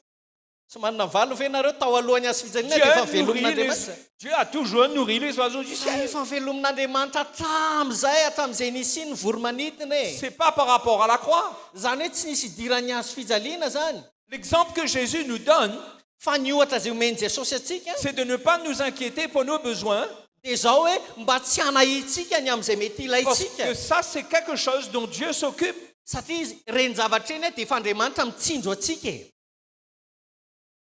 Mais ce qu'il veut faire dans notre vie, Fa ny zavatra tiany atao eo amin'ny fiainantsika Aujourd'hui, sous la nouvelle alliance, ankehitriny aty amin'ny fanekena vaovao c'est différent et ça va plus loin que de nous donner à manger. dia samihafa mihitsy ary mandeha lavidavitra kokoa aza noho ny anomezany atsika hanina fotsiny. Si c'était pour ça, satria raha noho ny amin'izay antony izay si fotsiny c'était ce dont Dieu voulait s'occuper pour nous, satria raha noho ny amin'ny antony fotsiny zany ilay herin'Andriamanitra hoe mba hitsinjovana atsika Jésus n'avait pas besoin de mourir. dia tsy nila maty teo amin'ny hazo fijaliana zany Jesosy e. Allons dire que c'est vrai que quand Jésus est mort, on est devenus des enfants de Dieu. andao lazaintsika hoe raha maty teo amin'ny hazo fijaliana zany Jesosy dia marina tokoa fa tonga zanak'Andriamanitra isika. Dieu a un regard spécial sur nous. Ary manana fijery miavaka eo amintsika Andriamanitra. Mais ce que Dieu veut nous donner lorsque Jésus meurt sur la croix, fa zavatra tena tian'Andriamanitra omena antsika fony Jesosy maty teo amin'ny hazo ce fijaliana, qu'il veut faire en nous, ny zavatra tiany atao anatsika c'est pas ce qu'il a toujours fait. dia tsy zavatra zay efa nataony foana hatramin'izay akory.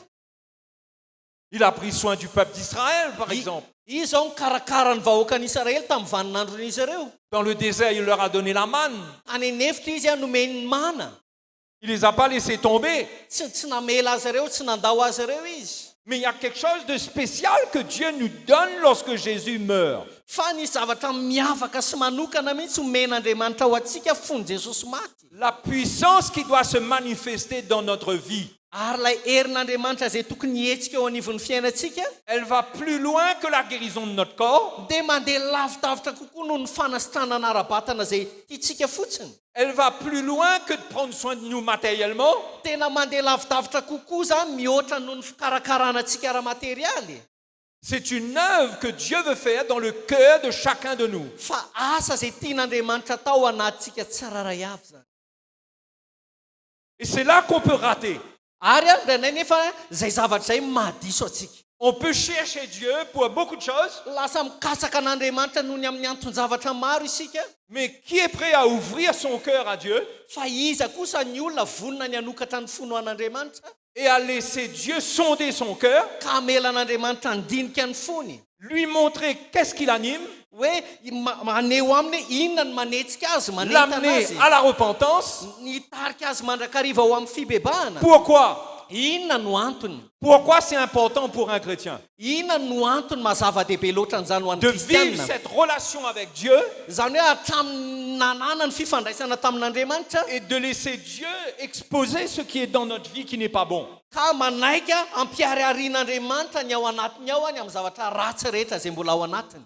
C'est important parce que la croix contient une promesse pour nous. Zava-dehibe zany satria manana teny fikasana ho antsika mantsy ny hazo fijaliana. Elle contient la promesse d'une vie nouvelle. Mampana teny izy fiainam-baovao. Parce que lorsque Jésus est mort, Satria fony maty Jesosy c'était en vue d'accomplir la promesse du plan de Dieu pour notre vie. dia zao hoe mba nitanjony zany dia anatanterana ny teny fikasana na ny fampanantenan'Andriamanitra eo amin'ny fiainantsika. La mort de Jésus sur la croix Ny fahafatesan'i Jesosy teo amin'ny hazo fijaliana enlève le péché de nos vies, dia manaisitra ny ota eo anivon'ny fiainantsika, nous purifie, manadio atsika de manière à ce que maintenant nous puissions être dans une relation avec le Seigneur ahafahantsika amin'izay ankehitriny anam-pifandraisana amin'ny tompo isika, et de dire au Seigneur, ka hiteny amin'ny tompo isika hoe maintenant me voici, indro aho tompo inty aho tompo, je suis ton enfant, efa tonga zanakao aho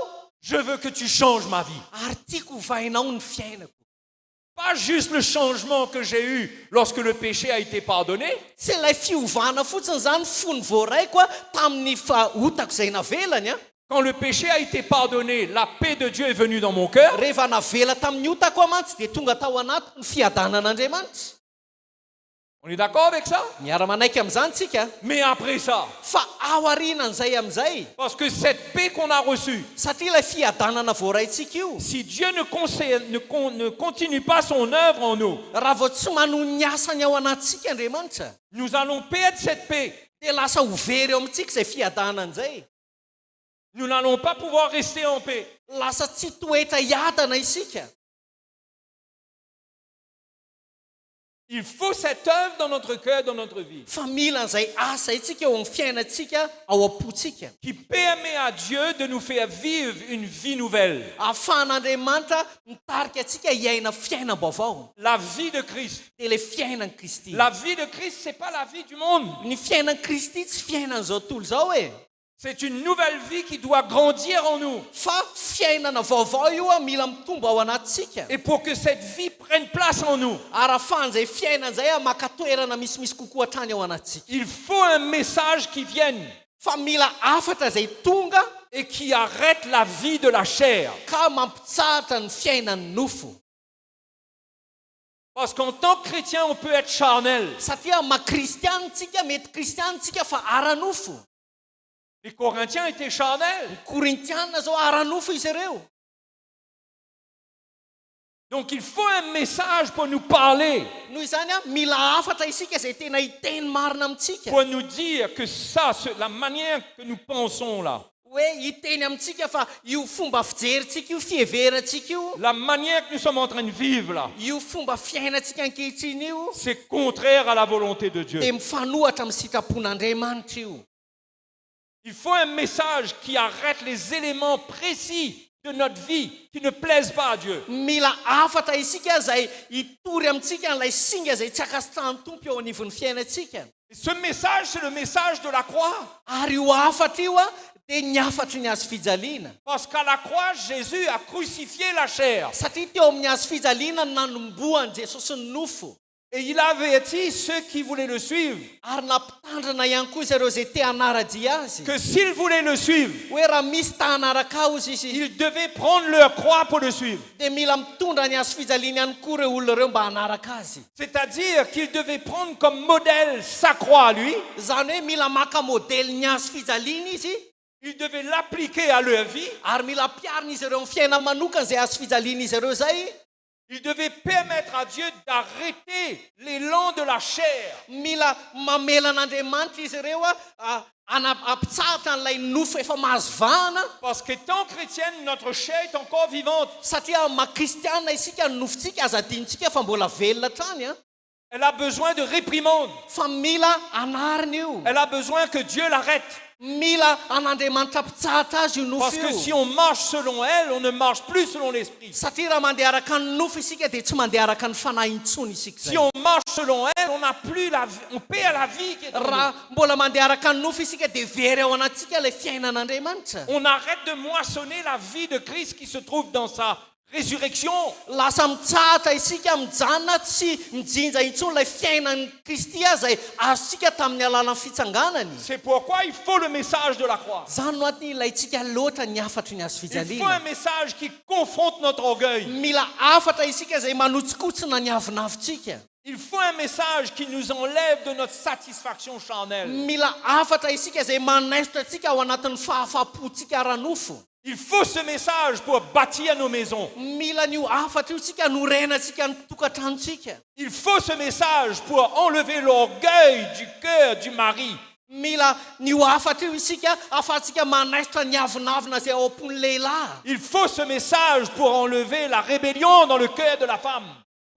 La rébellion, mila nio afatra io isika l'insoumission. anala n'ilay tsy fanekena zay ao anatin'ny vavy ao anivon'ny mpivady zany dia ny vavy sy ny lahy Il faut que ce message soit prêché et vienne frapper notre cœur pour nous amener à la repentance. mila torina io afatra io a mba tena ndona ny fotsika ka hitarika atsika eo amin'ny fibebahana C'est un message qui brise l'orgueil. satria afatra zay manoritory ny avinavina io Parce que l'orgueil nous détruit. satria ny avinavina dia manimba atsika C'est un message qui rend nulle l'intelligence des intelligents et la sagesse ary des a sages. afatra zay manafona n'ireo mihevy tena ho manam-pahalalana ka fona ny fieveran'izy ireo Le tena ny verset- fa manam-pahalalana izy Le verset 19 le dit. zao no lazay ny andin'ny fahasivy ambeny folo Aussi est-il écrit, fa voasoratra hoe je détruirai la sagesse des sages ho foanako ny fahendren'ny endry et je rendrai nulle l'intelligence des intelligents. ary ho laviko ny fahalalan'ny mahalala C'est là que la puissance de Dieu doit agir. ary eo indrindra ny mila miasa ny herin'andriamanitra C'est pas pour rien que Paul parle de cela juste après avoir dit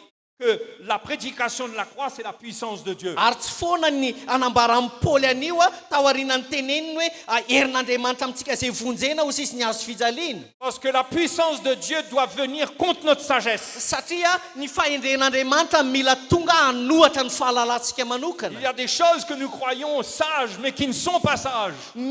Misy zavatra izay heverintsika hoe tena fahendrena zany kanefa tsy fahendrena Qui n'ont izy. rien à voir avec la sagesse de Dieu. Izay tsy misy fandraisany mihitsy amin'ny fahendren'Andriamanitra.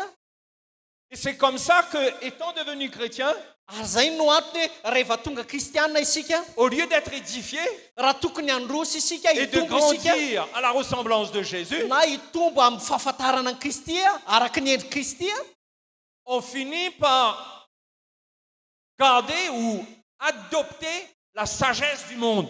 dia lasa ny fahendrena eny amin'izao tontolo izao indray ny ratovintsika sy fikiritsika. Au lieu de rester avec la sagesse de Dieu. Raha tokony toetra isika ao anatin'ny fahendren'Andriamanitra. Et la sagesse de Dieu, elle n'est pas comme la sagesse du monde. Ary ny fahendren'Andriamanitra tsy tahaka ny fahendren'izao tontolo izao. La sagesse de Dieu demande la mort. Fa ny fahendren'Andriamanitra dia mitaky fahafatesana.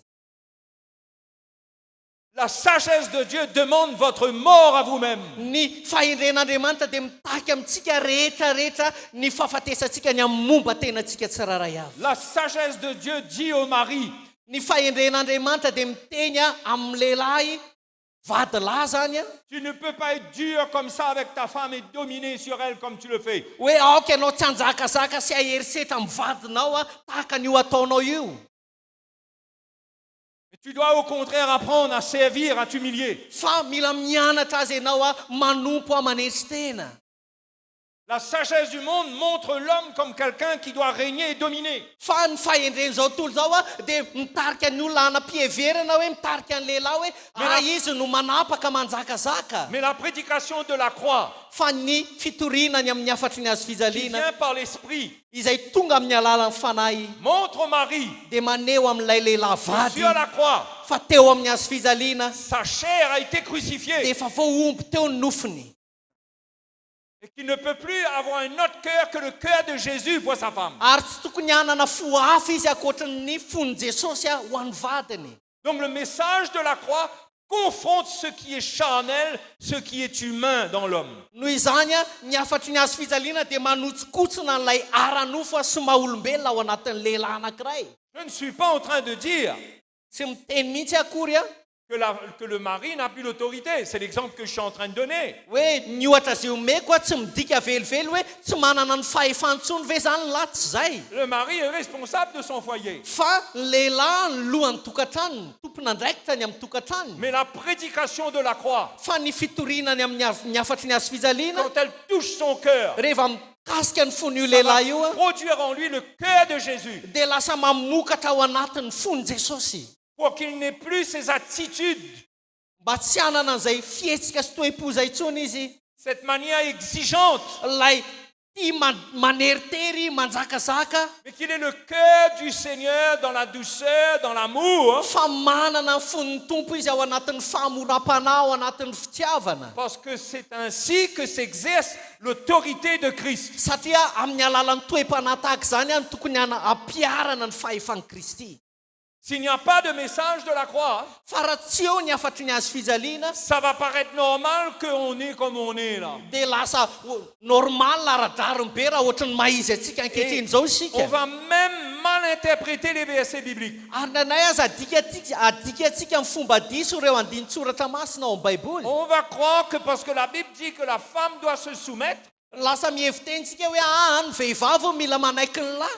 que l'on doit être dur, on doit exiger cela, qu'elle se soumette. Dia lasa inotsika zany sy heverintsika hoe mila manaiky zany izy amin'ny famafipony anaovantsika an'izany. Mais ça ne marche pas comme ça. Faneritereny. Fa tsy ohatr'izany no tokony fandehan'ilay Quand la zavatra. croix est révélée dans notre vie, Fa rehefa voambary eo anivon'ny fiainantsika ny azo nous fijaliana réalisons que nous ne pouvons rien faire. dia tonga saina isika fa tsy mahavita, tsy mahefa na inona na inona Nous ne izy. pouvons que faire une chose, Zavatra tokana no hany afaka ataontsika c'est de mourir avec Jésus. dia zao hoe miara-maty ny amin'i Jesosy. C'est de faire mourir ce qui est humain et charnel dans notre vie. Mamono ny ara-nofo sy ny maha-olombelona eo amin'ny fiainantsika. Et quand on va parler, quand on va agir, ary rehefa iresaka iteny sy hetsika isika on va agir avec le cœur du Seigneur. dia amin'ny fon'ny tompo no anaovantsika an'izany.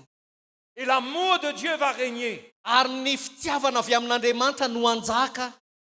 Et la paix de Dieu va demeurer dans les foyers et dans l'église. Ary any fiadanana avy amin'Andriamanitra no hitoetra eo anivon'ny fiangonana sy ny tokantrano. Parce que c'est la croix qui garde unie. Satria ny hazo fijaliana rery ihany no mampiray. Si on la comprend, Raha azontsika tsara zany, si on comprend comment nous devons prendre notre croix, raha azontsika tokoa mantsy hoe tony ahoana no tokony hitondrantsika ny hazo fijaliantsika, comment nous devons renoncer à nous-mêmes, hoe mila mandany amin'ny tenantsika isika, nous allons voir la puissance de Dieu agir. dia ahita tokoa isika ny herin'Andriamanitra zay asa. Hein? Satsy zany. Par exemple, Ohatra, il y a un exemple qui me vient à cœur là. misy ohatra tonga atao poko ankehitriny. 1 Pierre chapitre 3. Petera voalohany 7. Un exemple. Ohatra ity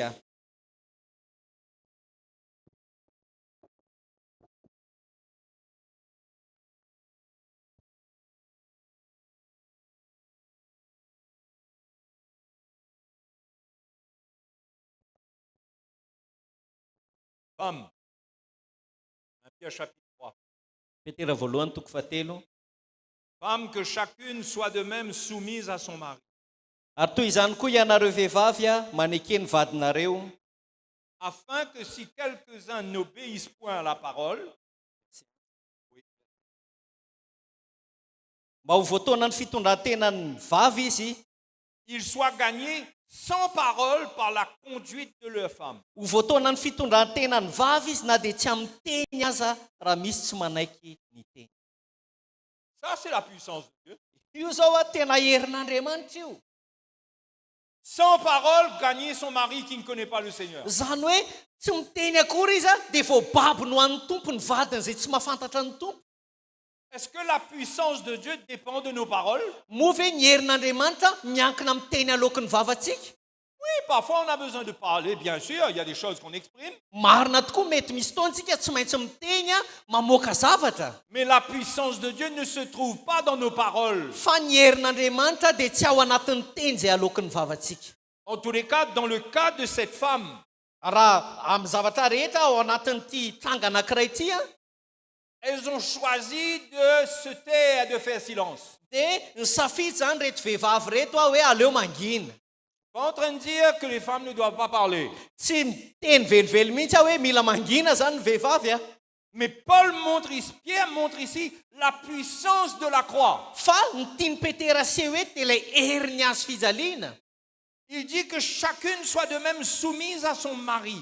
Ozy izy hoe aoka ny vavy toy izany vavy anaiky ny vadiny avy. Soumis comment?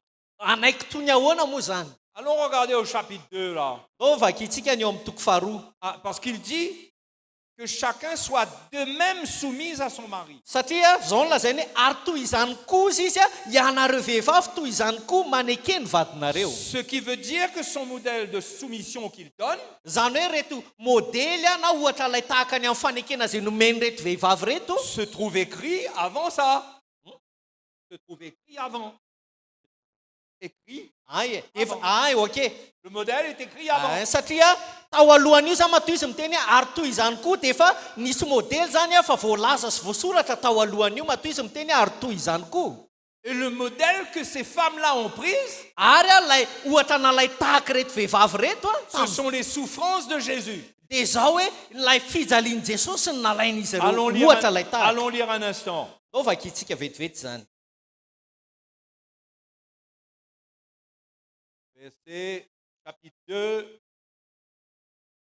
verset 20. Toko faharoa andininy faharoapolo.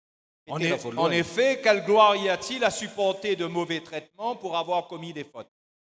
Fa inona ny laza raha tahiny kapohana noho ny fahadosoana ianareo ka mandefitra amin'izany. Mais si vous supportez la souffrance lorsque vous faites ce qui est bien, Fa raha tahiny manao soa kosa ianareo ka mitondra fahoriana sy mandefitra c'est une grâce devant Dieu. dia izany ny sitrak'andriamanitra. C'est-à-dire, lorsque, dans l'exemple que je donne des femmes Zany hoe ilay ohatra ny amin'ilay vehivavy tao aloha teo reto zany ny alaiko zao a. converties par rapport à un mari qui n'est pas converti, Zany hoe ny safidy izy ireo tsy teny a teo anaty any vadiny izy ireo zay mbola tsy niova fo. vous souffrez parce que vous avez un mari qui est peut-être dur, Ozy izy hoe mijaly sy miatra ianareo satria manambady a mafy qui ne connaît pas fitondra Dieu, tsy mahafantatra an'Andriamanitra. mais vous faites ce qui est bien. Fa sitrak'Andriamanitra no ataonareo. Dans votre Zavatra relation. tsara no ataonareo. Dans votre relation avec lui, Ny amin'ny fifandraisanareo amin'ilay vadinareo vous faites ce qui est bien. dia ny zavatra tsara ny ataonareo. C'est une grâce devant Dieu.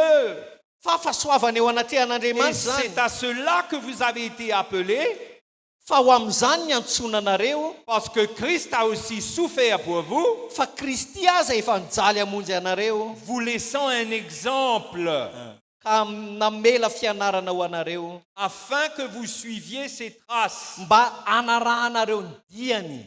Les souffrances de Jésus à la croix, Zany c'est un exemple qu'il nous a laissé. hoe ilay fijaliany Jesosy teo amin'ny hazo fijaliana io zany ny ohatra sy navelan'i Jesosy ho atsika. Un exemple qu'on doit suivre. Zany hoe ohatra ilay tahaka mila arahantsika. Verset 22. Andininy faharoa amby roapolo. Lui qui n'a point commis de péché, Izy tsy nanota akory, izay tsy nanota akory, et dans la bouche duquel il ne s'est point trouvé de fraude. sady tsy nisy fitaka teo ambavany.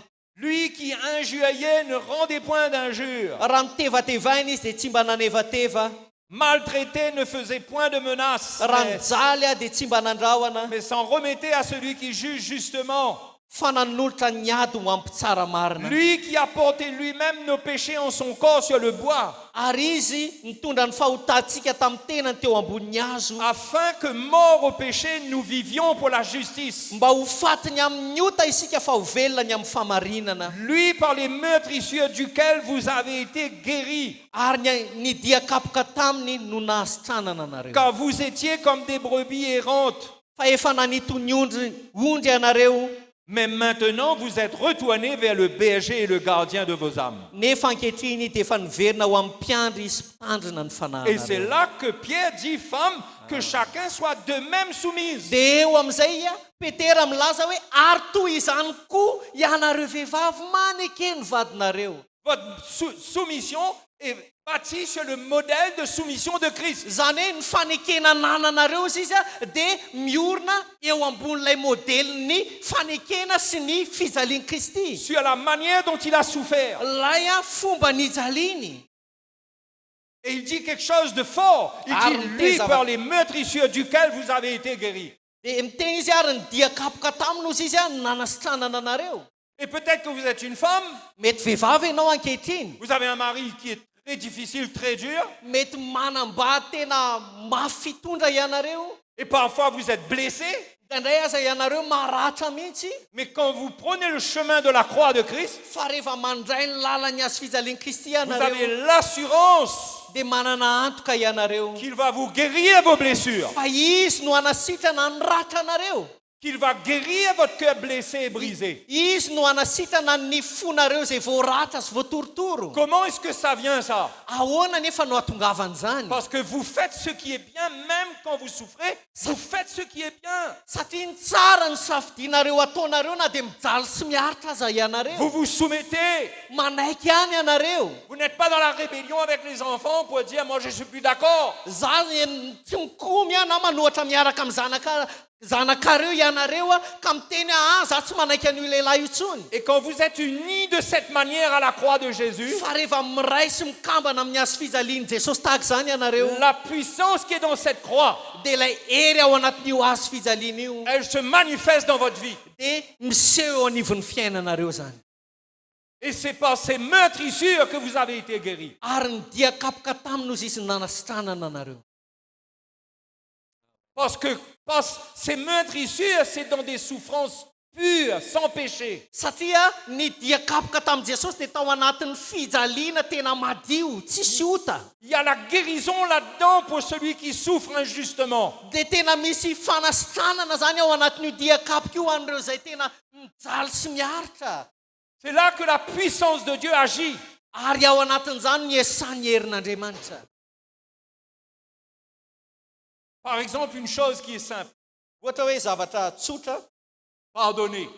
zavatra tsotra ohatra hoe mamela heloka Peut-être qu'on voit ça comme une petite affaire, mety hoe raisitsika ho zavatra maivana za famela-keloka zany mais le pardon, fa ny famela-keloka c'est ce qui permet à la puissance de Dieu de se manifester. dia mahatonga ny herin'andriamanitra iseho sy hetsika izany Et la croix nous exhorte à pardonner. ary ny azo fijaliana mihitsy ny mampirisika antsika mba hamela heloka Dans la croix, il y a la puissance du pardon. ao amin'ny azo fijaliana dia misy herin'ny famela-keloka Parce que quand Jésus est mort injustement, satria rehefa maty tamin'ny tsirariny quand jesosy il a souffert injustement, rehefa nijaly tamin'ny tsirariny jesosy il a pardonné.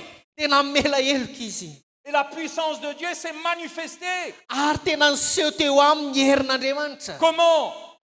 toy ny ahoana Il est ressuscité d'entre les morts. nitsangana tamin'ny maty ane izy e Il n'a pas gardé les blessures et les offenses du péché des hommes en lui. tsy ny azominy tao am-pony zany a reo fahadisoana sy ny fanefatevan'olona Il a pardonné lui-même. fa tena namela heloka izy Il a fait mourir l'amertume. tena nony tao anatin'ny fakamangidy Il est mort dans la pureté. ary maty tao anatin'ny fahadiovana izy Et Dieu l'a ressuscité. fa andriamanitra kosa nanangana azy Et pour nous, quand nous prenons le même chemin ary ho atsika ihany koa rehefa mandray ny lalana mitovy amin'izany isika et que nous pardonnons, ka mamela heloka isika nous devenons un avec Jésus. dia mikambana amin'ny jesosy isika Un avec lui dans sa mort. mikambana amin'ny fahafatesana isika Et on pardonne. dia mamela heloka ihany koa Et la isika puissance de Dieu agit. dia miasa eo amintsika ihany koa ny Et herin'andriamanitra nous pouvons nous-mêmes être guéris lorsque nous sommes blessés. ary afaka niositana ihany koa tsika na dia voaratra aza Pardonner, c'est permettre à la puissance de Dieu de nous guérir. ny mamela heloka dia mamela ny herin'andriamanitra anasitrana atsika La puissance de Dieu, ny elle herin'andriamanitra est disponible pour nous. dia tena misokatra ho atsika vonona ho atsika Mais nous ne réalisons pas l'importance, par exemple, de pardonner. fa ndraindray tsy tonga saintsika ohatra zava-dehibe ny mamela heloka On croit que là, on va continuer avec toutes ces racines qui ne sont pas jolies, là. ndraindray tsika mieritreritra hoe le fakamangidy tsy dia tsara ao anatiko da andeha toy amin'izany etiko ao anatiko foana Et on zany va continuer avec le Seigneur. dia mitoy eny ihany tsika miaraka amin'ny tompo Et on a des problèmes dans notre cœur, dia misy olana kely tsika ao am-potsika contre un tel, contre un, contre l'autre. manana olana amin'ny rahalahy anabavy sy mipravavy Et sy ny on croit sisa que c'est pas grave. dia mieritreritsika hoe tsy mampanino zany Mais en vivant comme ça, fa rehefa miaina tahaka zany on isika rend la croix de Christ vaine. dia mahatonga manafona ny azo fijalian'i kristy isika Elle n'a pas de puissance pour nous. tsy manan-kery eo amintsika ny azo fijaliana amin'izay D'ailleurs, fotoana Jésus a dit, si vous ne pardonnez pas à votre frère de tout votre cœur, votre Père céleste ne vous pardonnera pas non plus. jesosy mihitsy azy milaza hoe raha tsy mamela ny rahalahanareo ianareo dia ny ray anareo zay any an-danitra ihany koa tsy mba amela anareo Mais quand vous pardonnez de tout votre fa cœur, rehefa mamela amin'ny fonareo ray manontolo ianareo la puissance qui s'est manifestée à la croix, dia ilay hery zay iseho teo amin'ny azo fijaliana lorsque vous vous êtes repentis rehefa mibebaka ianareo et que Dieu vous a pardonné, ka tena namela marina ianareo ka namela anareo andriamanitra il vous a pardonné avec une puissance qui agit en vous. ary namela anareo izy niaraka tamin'ny heriny ao anatinareo Il vous a pas juste dit, ok, je te pardonne. zao fotsiny tenenin'andriamanitra anareo eny e mamela anao aho e Fais ton chemin. dia toy izany lalanao Il n'a pas dit ça. tsy zany ny teneniny Quand il pardonne, quand il nous a pardonné, fa rehefa namela heloka atsika izy il a ôté le péché dans notre vie. dia nesorony teo amin'ny fiainantsika mihitsy ny ota Il a ôté la souffrance. nesorony mihitsy ny fijaliana Sa puissance s'est manifestée. ary nasehoany teo amintsika ny heriny Et nous sommes devenus libres. dia tonga olona afaka isika Et aujourd'hui, ary ankehitriny quand nous obéissons à ce qui s'est passé à la croix rehefa makatoy isika ny zavatra nitranga teo amin'ny azo fijaliana et que nous pardonnons nous aussi, ka tonga ihany koa isika mba hamela heloka la puissance de Dieu guérit. dia manasitrana atsika ny herin'andriamanitra Nous-mêmes en premier.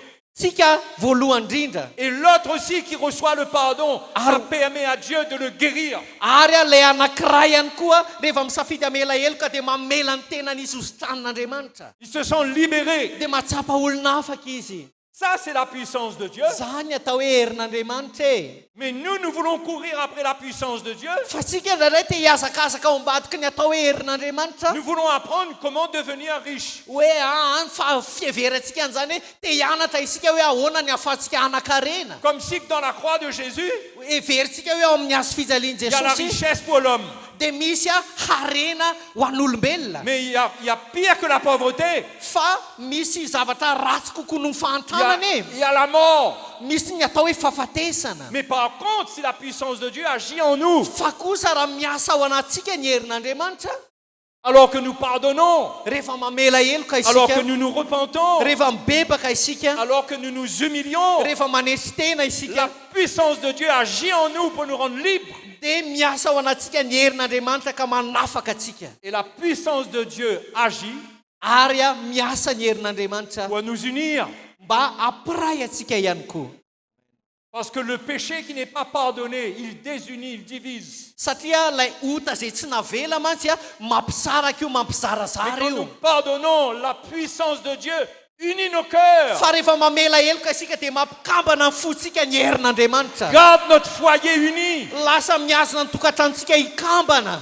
Garde l'église unie. Lasa miazona ny fiangonana iray sy C'est ikambana. là que se trouve la puissance de Dieu. Ary ao anatin'izany no misy ny herin'Andriamanitra. La puissance de Dieu, c'est pas courir après les choses matérielles. Ny herin'Andriamanitra dia tsy ny fiazakazana ao ambadiky ny zavatra ara-materialy. Ton plus gros problème, Fa ny tena olanao lehibe indrindra quand tu as un rendez-vous pour un emploi, rehefa ohatra hoe hanana fotoana ianao eny amin'ny sehatrasa, examine ton cœur. dia dinio ny fonao. Ne va pas juste prier de dire au nom de Jésus, j'aurai ce travail. Aza mba le olona zany ianao hoe mivavaka amin'ny anaran'i Jesosy tsy maintsy azoko io asa io. Quand tu sors de ta maison, comment est ton cœur envers ta femme ou envers ton mari? Fa rehefa ivoaka ny tranonao ianao dia dinio ny fonao manahoana ny fonao eo anatrehan'ny vadinao na Est-ce vehivavy ianao na que Dieu lehilahy. approuve l'état de ton cœur? Moa ve ankatoavin'Andriamanitra ny toe-ponao? Ça, c'est plus important Satria izay ny zava-dehibe kokoa que de faire une petite prière avant d'aller. noho ny hoe anao vavaka kely ianao mialohan'ny ivoahanao ny trano. Et ça, c'est la croix de Christ qui nous révèle cela. Ary ny hazo fijalian'i Kristy rery ihany nefa no manambara antsika an'izany Si zavatra nous izany. n'entendons pas le message, Raha tsy mare afatra isika nous ne comprenons pas comment vivre la vie. dia tsy azontsika hoe toy ny ahoana kay ny fomba tokony hiainako ny fiainana. Et nous sommes déçus, Dia lasa diso fanantenana nous sommes isika, découragés. lasa kivy isika. Quand on comprend la croix de Jésus, Fa rehefa azontsika ny hazo fijalian'i je Jesosy reviens à mon rendez-vous avec quelqu'un qui va me donner un travail. dia miverina ihany aho amin'ilay rendez-vous izay hananako amin'ny olona izay hanome asa. Quand on comprend la croix de Christ, Rehefa azontsika ny hazo fijalian'i Kristy on s'assure que notre cœur est pur. dia mila mampahazo antoka ny tenantsika isika fa madio ny fotsika. Ce n'est pas seulement pour le travail. Tsy resaka momba ny asa Mais fotsiny là, ihany on va resako chercher un travail. fa ohatra zany ty On hoe a un rendez-vous. ohatra hoe manana fotoana isika On amin'ny olona anankiray s'assure qu'on n'a pas de problème en nous. amin'ny olona izay hanome asa antsika dia mila mahazo antoka isika ao anatintsika hoe tsisy olana ao anatintsika. Contre personne. Tsy manana olana naminizana amin'iza isika. Encore une fois, ce n'est pas seulement pour un travail, c'est un exemple que je donne. Ohatra fotsiny zany tsy resaka asa fotsiny ihany ty resahako ty a. Mais quand vous comprenez le message de la croix Fa rehefa azonareo ny afatry ny hazo fijaliana et votre cœur est pur ka madio ny fonareo et que vous allez chercher cet emploi ka iny ianao fa andeha hitady an'ilay asa zany, et que ce patron-là vous dit dia zao ny tenen'ilay patron désolé, anao, ce travail-là n'est pas fait pour vous. dia ozy izy ilay patron aminao hoe tsy natao anao ty asa ty. Dia nefa tompony fokane madio e. Mais si ton cœur est pur, Fa raha madio marina ny fonao tu vas accepter que Dieu ne permet pas certaines choses pour toi. dia ekenao ihany koa zany fa misy zavatra tsy avelan'Andriamanitra ho azonao. Tu vas glorifier Dieu de ce que tu n'as pas été embauché. Tena hoe isaotra an'Andriamanitra sy ideran'Andriamanitra azy ianao satria tsy voaray tamin'ilay asa. Et si tu ne comprends pas la croix, Fa raha tsy azonao ny hazo tu fijaliana vas amin'izay fotoana izay sortir de là dia hivoaka eo ianao avec des murmures, miaraka amin'ny fimonomonomana, pas content, tsy faly ianao, mettant la faute sur l'un et l'autre lasa mametraka ny tsiny amin'olona rehetra aza parce qu'on ne comprend pas la croix. satria tsy azontsika ny hazo fijaliana. Les frères et les sœurs, on ne peut pas parler de choses seulement. raha lasianabavy tsy vitany andray maraina ohatr'izao firesana an'izany zavatra zany a. Mais c'est juste pour vous montrer comment on peut être dans un autre état d'esprit. fa entiko anehoana aminareo fotsiny hoe toy ny ahoana ny ahafahantsika ho tonga anatina toe-panahy anankiray. Parfois, on est dans l'état d'esprit de la confession positive. asa hitarika atsika anatina état d'esprit toe-panahana fanononana teny tsara. Teny Pas positif. hoe mila manonona teny tsara zany e. L'Éternel, mon berger, je ne manquerai de rien. Jehova mpiandriaka tana zava-mahory aho. Dieu pourvoira tous mes besoins selon sa richesse avec gloire en Jésus.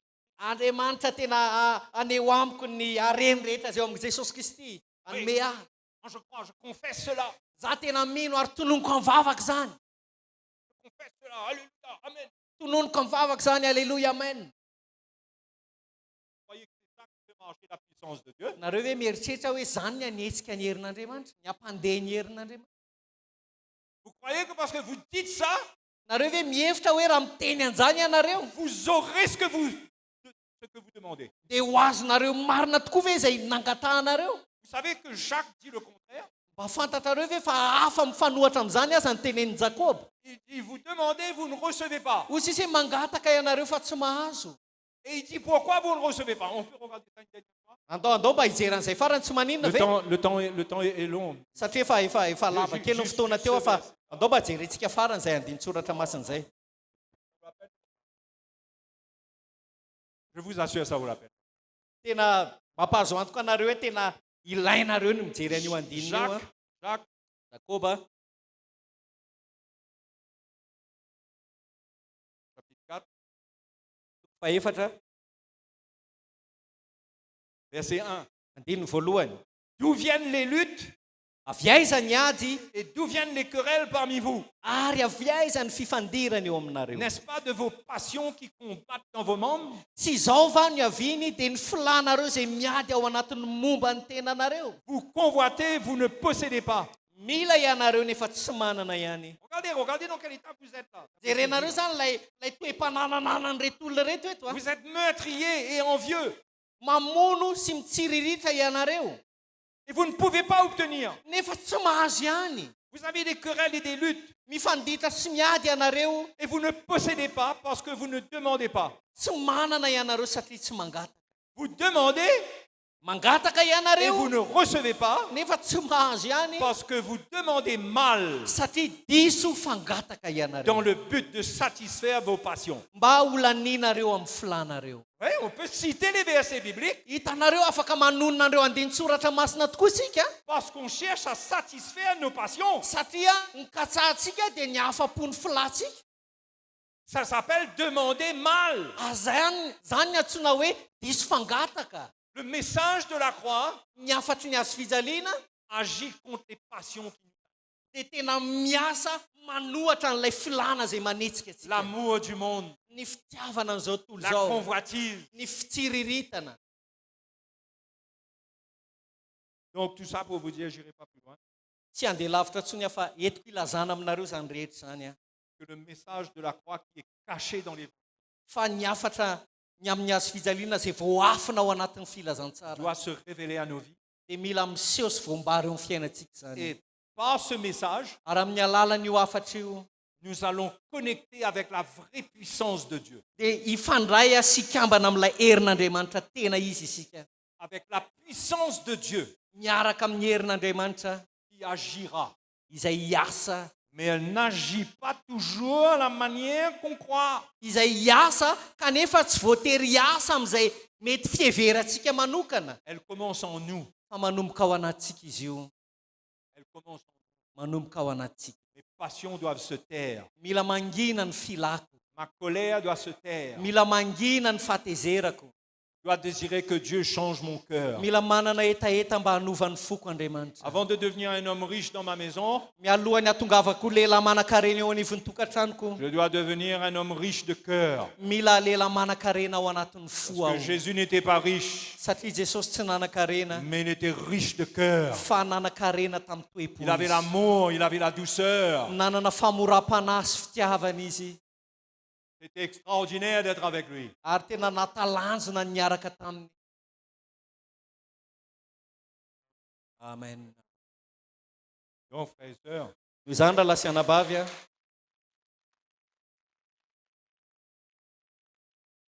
Retrouvons le message de la croix. Andaotsika hiverina hijery ny amin'ny hazo fijaliana. Retrouvons le message de la croix parce que tout notre message va nous priver de la puissance de Dieu. Satria ny afatra hafa rehetra dia ahatonga antsika ho diso ny amin'ny herin'Andriamanitra. Et je ne veux pas être privé de la puissance de Dieu. Kanefa aho tsy te ho diso ny amin'ny herin'Andriamanitra. Et vous? Ary nareo?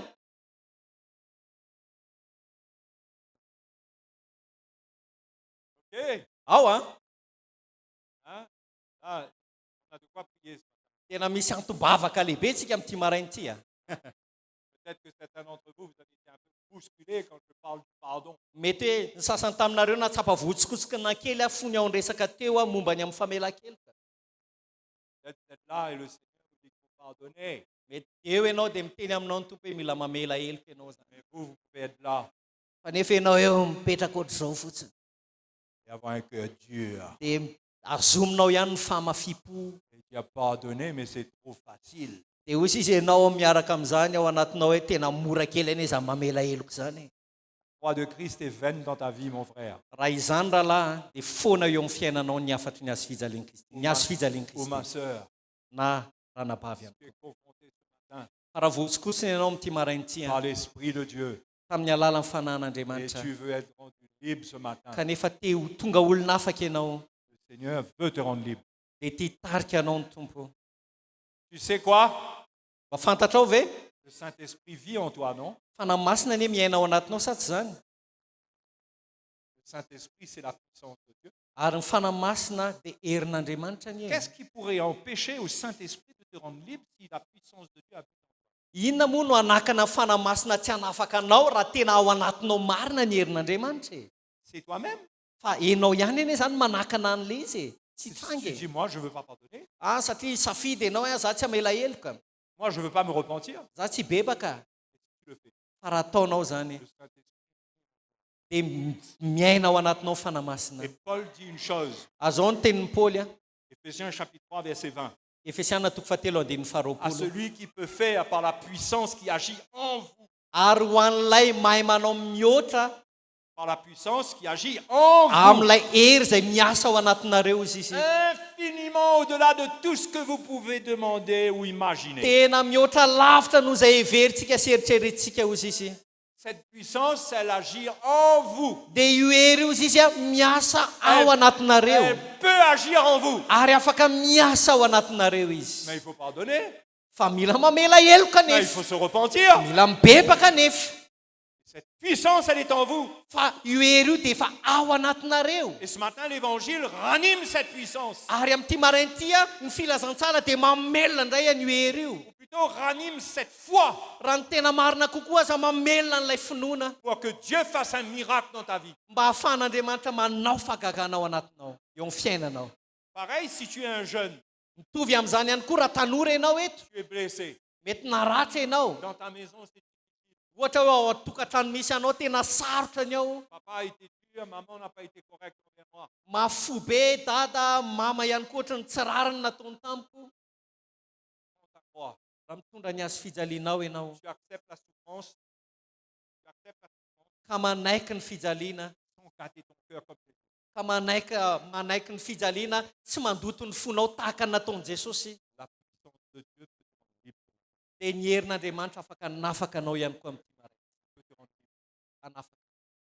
La question est ce matin, Fanontaniana mipetraka amin'ity marain'ity dia izao hoe qui a entendu ce matin pour ta vie? iza ny nareta amin'ity marain'ity ho an'ny fiainany manokana? Qu'est-ce que vous allez faire avec l'évangile que vous avez parlé?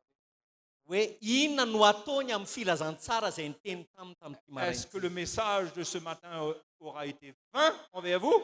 Moa ve foana teo aminareo nandrenesanareo an'io afatra io tamin'ity marain'ity? Vite, Tena foana vous rentrez chez vous, dia mody fotsiny ianao any il n'y a an-trano rien dedans pour vous. fa tsy nisy mihitsy a fanamby eo Ou anoloanao. bien est-ce que c'est la puissance de Dieu qui vous visite ce matin qui vous rend libre? Sa ny herin'Andriamanitra no mamangy anao amin'ity marain'ity ka hanafaka anao. Ce matin, Zany amin'ity marain'ity je veux prier pour ceux qui luttent avec les choses dont j'ai parlé. dia tia hivavaka ho an'ireo olona tsiraray avy a izay mety mitolona sy miady am-panahy amin'ny zavatra izay On va se niresako rehetra mettre tamin'ity debout. marain'ity a. Do hitsangantsika On va demander, on va prier le Seigneur. dia hivavaka isika amin'ny tompo a.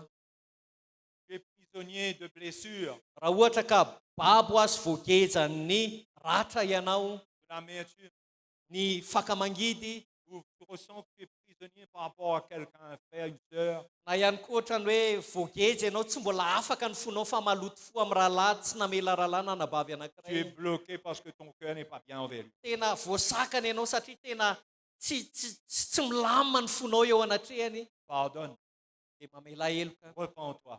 beba ianao ahafahan'Andriamanitra manafaka Tu vas anao. retrouver la paix. Dia ho hitanao fa hiverina aminao indray ny fiadanana. Donc si vous êtes là ce matin, Izany raha tonga eto ianao amin'ity marain'ity a, que dans cet endroit, eto amin'ity toeran'ity a, ka tsapanao fa mila tonga olona afaka ianao, je voudrais vous demander de faire un geste de foi dia te hangataka aminao ao hoe manaova hetsiky ny finoana anankiray devant le Seigneur. eto anatrehan'ny Tompo. C'est que si vous êtes dans le cas, Raha ohatra ka izay ny tanga andalovanao ankehitriny, vous voulez de la liberté en Jésus, ka te ho tonga olona afaka mitady fahafahanao amin'ny Jesosy ianao, que vous leviez votre main dia aoka hanangana ny tananao là où ianao. vous êtes, Eo amin'ny toerana izay misy anao fotsiny hatsangano et ny je vais tananao, prier pour vous. dia te hivavaka ho anareo aho. Si vous êtes dans le cas Raha ohatra ka ao anatin'ilay tanga izay niresahako tamin'ity maraintsy et que vous ianao, voulez être libre, ka te ho afaka ianao, ce n'est pas une prière pour laquelle ito izany tsy vavaka ho an'ny hoe mila fanasitranana ara-batana, hoe olona marary. ça peut avoir pour conséquence que vous pourriez être libre. Fa nefa ihany koa mety hisy vokatra tsara ilay izy na marary ianao nefa tsy namela heloka dia mety ho sitana ianao, Levez votre main, je vais prier pour vous. dia atsangano ny tananao fa hivavaka ho anao aho, Je vais prier pour vous. hivavaka ho anareo aho. Mais avant tout, Fa mialohan'ny zavatra je vais rehetra, vous demander de répéter une prière après moi. te tiako ianao amerina ny vavaka izay tononoko ety aloha, De prendre cette prière comme étant la vôtre. tena raiso tahaka ny vavaka ao manokana ny zavatra Et lazaiko de ety répéter alohana, après moi ces paroles mba tena andray am-poan'izany teny izany ianao, en disant Seigneur, dia teny hoe Tompo, en disant Seigneur, lazao hoe Tompo, je m'approche de toi. manantona anao aho, J'ai entendu ta parole. reko ny teninao, Tu m'as repris, tu m'as parlé. nanarinao any teny tamiko ianao, Je ne veux pas continuer comme ça. ary tsy te hitoy amin'izao lalaka izao intsony aho. Je pardonne les offenses qui m'ont été faites. Tena mamela heloko aho, Je me repens de l'amertume dans ma vie. ary mibebaka aho ny amin'ny fakamangidy ao anatiko. Seigneur, que ta puissance œuvre en moi ce matin. Tompo, aoka ny herinao hiasa ao anatiko amin'ity marain'ity, Pour me libérer mba hanafaka ahy, selon la promesse de ta parole. araka ny teny fikasana ao amin'ny teninao. Que ta puissance se manifeste pour me guérir, Aoka ny herinao hihetsika mba hanasitrana ahy, pour me restaurer. mba hamerina ny fiainako amin'ny laoniny. Merci Seigneur. Saotra Tompo. Je crois en toi, je suis ton enfant. Tompo, mino anao aho, zanakao aho, Pardonne-moi, libère-moi. mamela ny heloko, afaho aho, Sauve-moi de mes blessures. vonjeo ny amin'ny faratrako aho.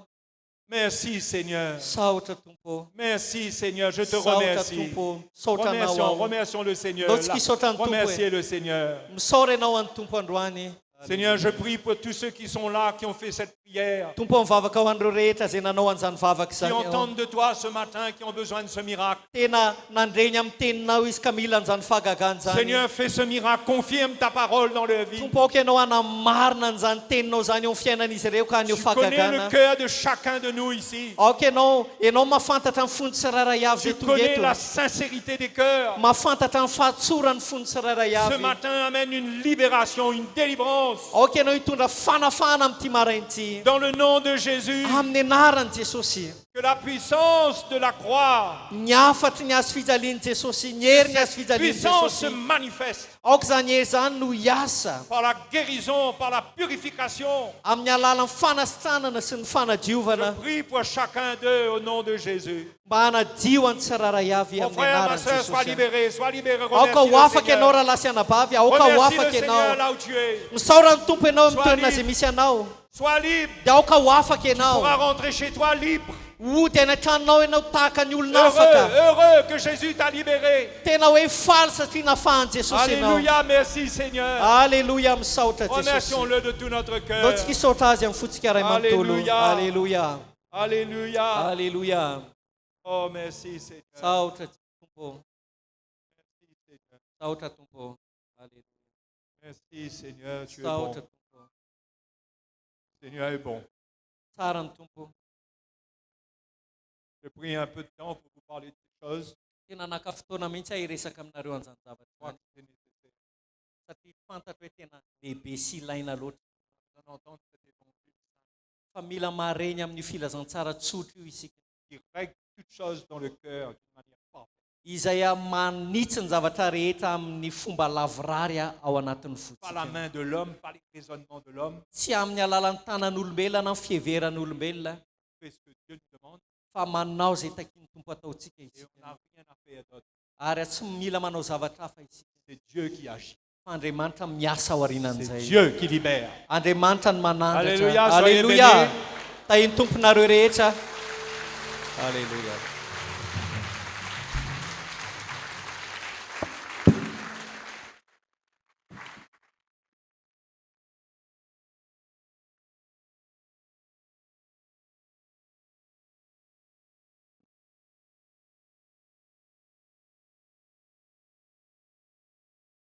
Mazotoera. Saotrany tompo. Série. Efa elaela moa no nifandraisako tamin'ny City Amay tamin'ny 2013 tamin'ny fotoana voalohany natongavany Mikiardy teto Madagasikara tary amin'ny sport efa natrika ny fampianarany ary tsy tany ihany fa matetika ary isaka izay misy fampianarana atao Mikiardy eto Antananarivo dia tsy maintsy présent ao foana ary hatramin'izao aloha dia hitako fa tsy misy klema ny fampianarana izay ataon'ny City Amay eto Madagasikara ary tena tsy fantatro ny fandraisanareo azy fa tena sakafo zany tena mahafinaritra be za aloha dia tena resy lahatra amin'ny fampianarana izay entin'ny zareo ekipa ny City Amay ireo ary efa tamin'ny Maurice intelo koa nanatrika ny fampianarana keo ankoatra ny teto Madagasikara tena zaliana satria ny azo fijaliana zay misy ny tena lalana tsara indrindra tsy famonjena amin'ny fanahy fotsiny fa mitondra fanavaozam-piainana be dehibe misaotra amin'ny tompo dia makasitraka any pasteur Jocelyn Séry sy ny ekipa rehetra miaraka aminy zay tonga teto amin'ny toeran'ity androany mena ny tompo ny voninahitra ho ela velona mbola ampiasain'Andriamanitra be lavitra mihoatra ny hatramin'izay eny ary isika eto dia tsy mba misalasala mihitsy miantso vao nyteny moa pasteur Mansour hoe ho avy eto Madagasikara izy dia tonga dia izany ny teny voalohany efa ela zanga ma ny teny voalohany indrindra izy tonga dia makany aminay izy rehefa tonga eto zara fandroa zay natongavana eto raha mbola misy koa ny manaraka atongavanareo eto dia misokatra ny varavaran'ity fiangonana ity misokatra ihany koa ny fonay andray ianareo satria ny antony ny fampianarana tompoko tena zavatra lehibe manandanja ary hatramin'izao dia hitako averiko ihany hoe fampianarana tsy misy klema fampianarana tsara mampitompo ara-panahy zay tena nainandray aloha ka nifantoka tsara dia nandray zavatra fa za zao nandray zavatra tsara androany dia andao tsika rehetra hoe fakasitrahantsika dia andao hitehaka mafany tompo voninahitra ho any Jesosy misaotra tompo misaotra Jesosy halleluia amen misaotra betsaka tompoko makasitraka ho faranana ny fotoana mankasitraka antsika vahiny rehetra natrika teto koa androany na avy amin'ny fiangonana aiza na aiza tahiny tompo ianareo zay zahay eto ho atsika pina eto am'roa tsika am'roa sasany tsy sekolalady vakansa ny sekolalady amin'ny sasany fotoanatsika androany faranana ny fotoana efa vita teo ny filazana tsy averina tsony zay anantona freranary amin'le fanomezana le vidina tany dia androany ny farany afaka manantona azy nareo fa velanay izy iaraka andray fanasany tomposika amin'izao fotoana izao efa niakatra tany andry i pasteur zay izy tisy teo fa lasa iaikarakara eny ary fa raha nana fotoana ataotsika itsangana aiza mpitarika fidirana ataotsika ira manao hoe tsy haiko ny tsy saotranao fa mahavonjy anao Jesosy vita moa zay dia vavatsika isaotran'ny tompo a dia ny vita apatsany rano rehetra mpandray rehetra na avy eto amin'ny fiangonana eto na avy any amin'ny fiangonana hafa zay miaraka tsy asintsika hoe hafa raha ihantsika ao amin'ny tompo a fa filaza fotsiny zay fa dia ao foafoa ny tanantsika rehetrarehetra fa raha ihantsika rehetrarehetra ao amin'i Jesosy a halleloia tsy haiko ny tsy saotranao fa mahavonjy anao Jesosy da ho ary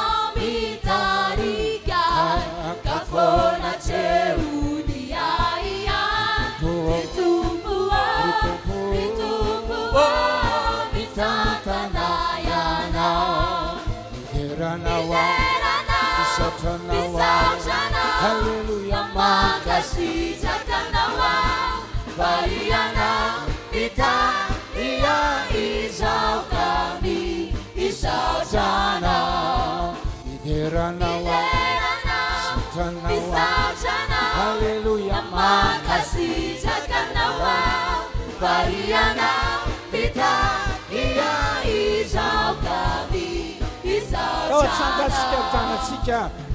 Decimenti Jajau, reduta inau di tenaku, ditubuo, pia tuku yana, bideranawa, bisajana, haleluya, makasih jakanawa, bayana, kita ia isau kami. Isajana, Bideranawa, Isotanawa, Hallelujah, makasih jakanawa, bayana, kita ia isau kami, isajana. Davak siya. Mantra.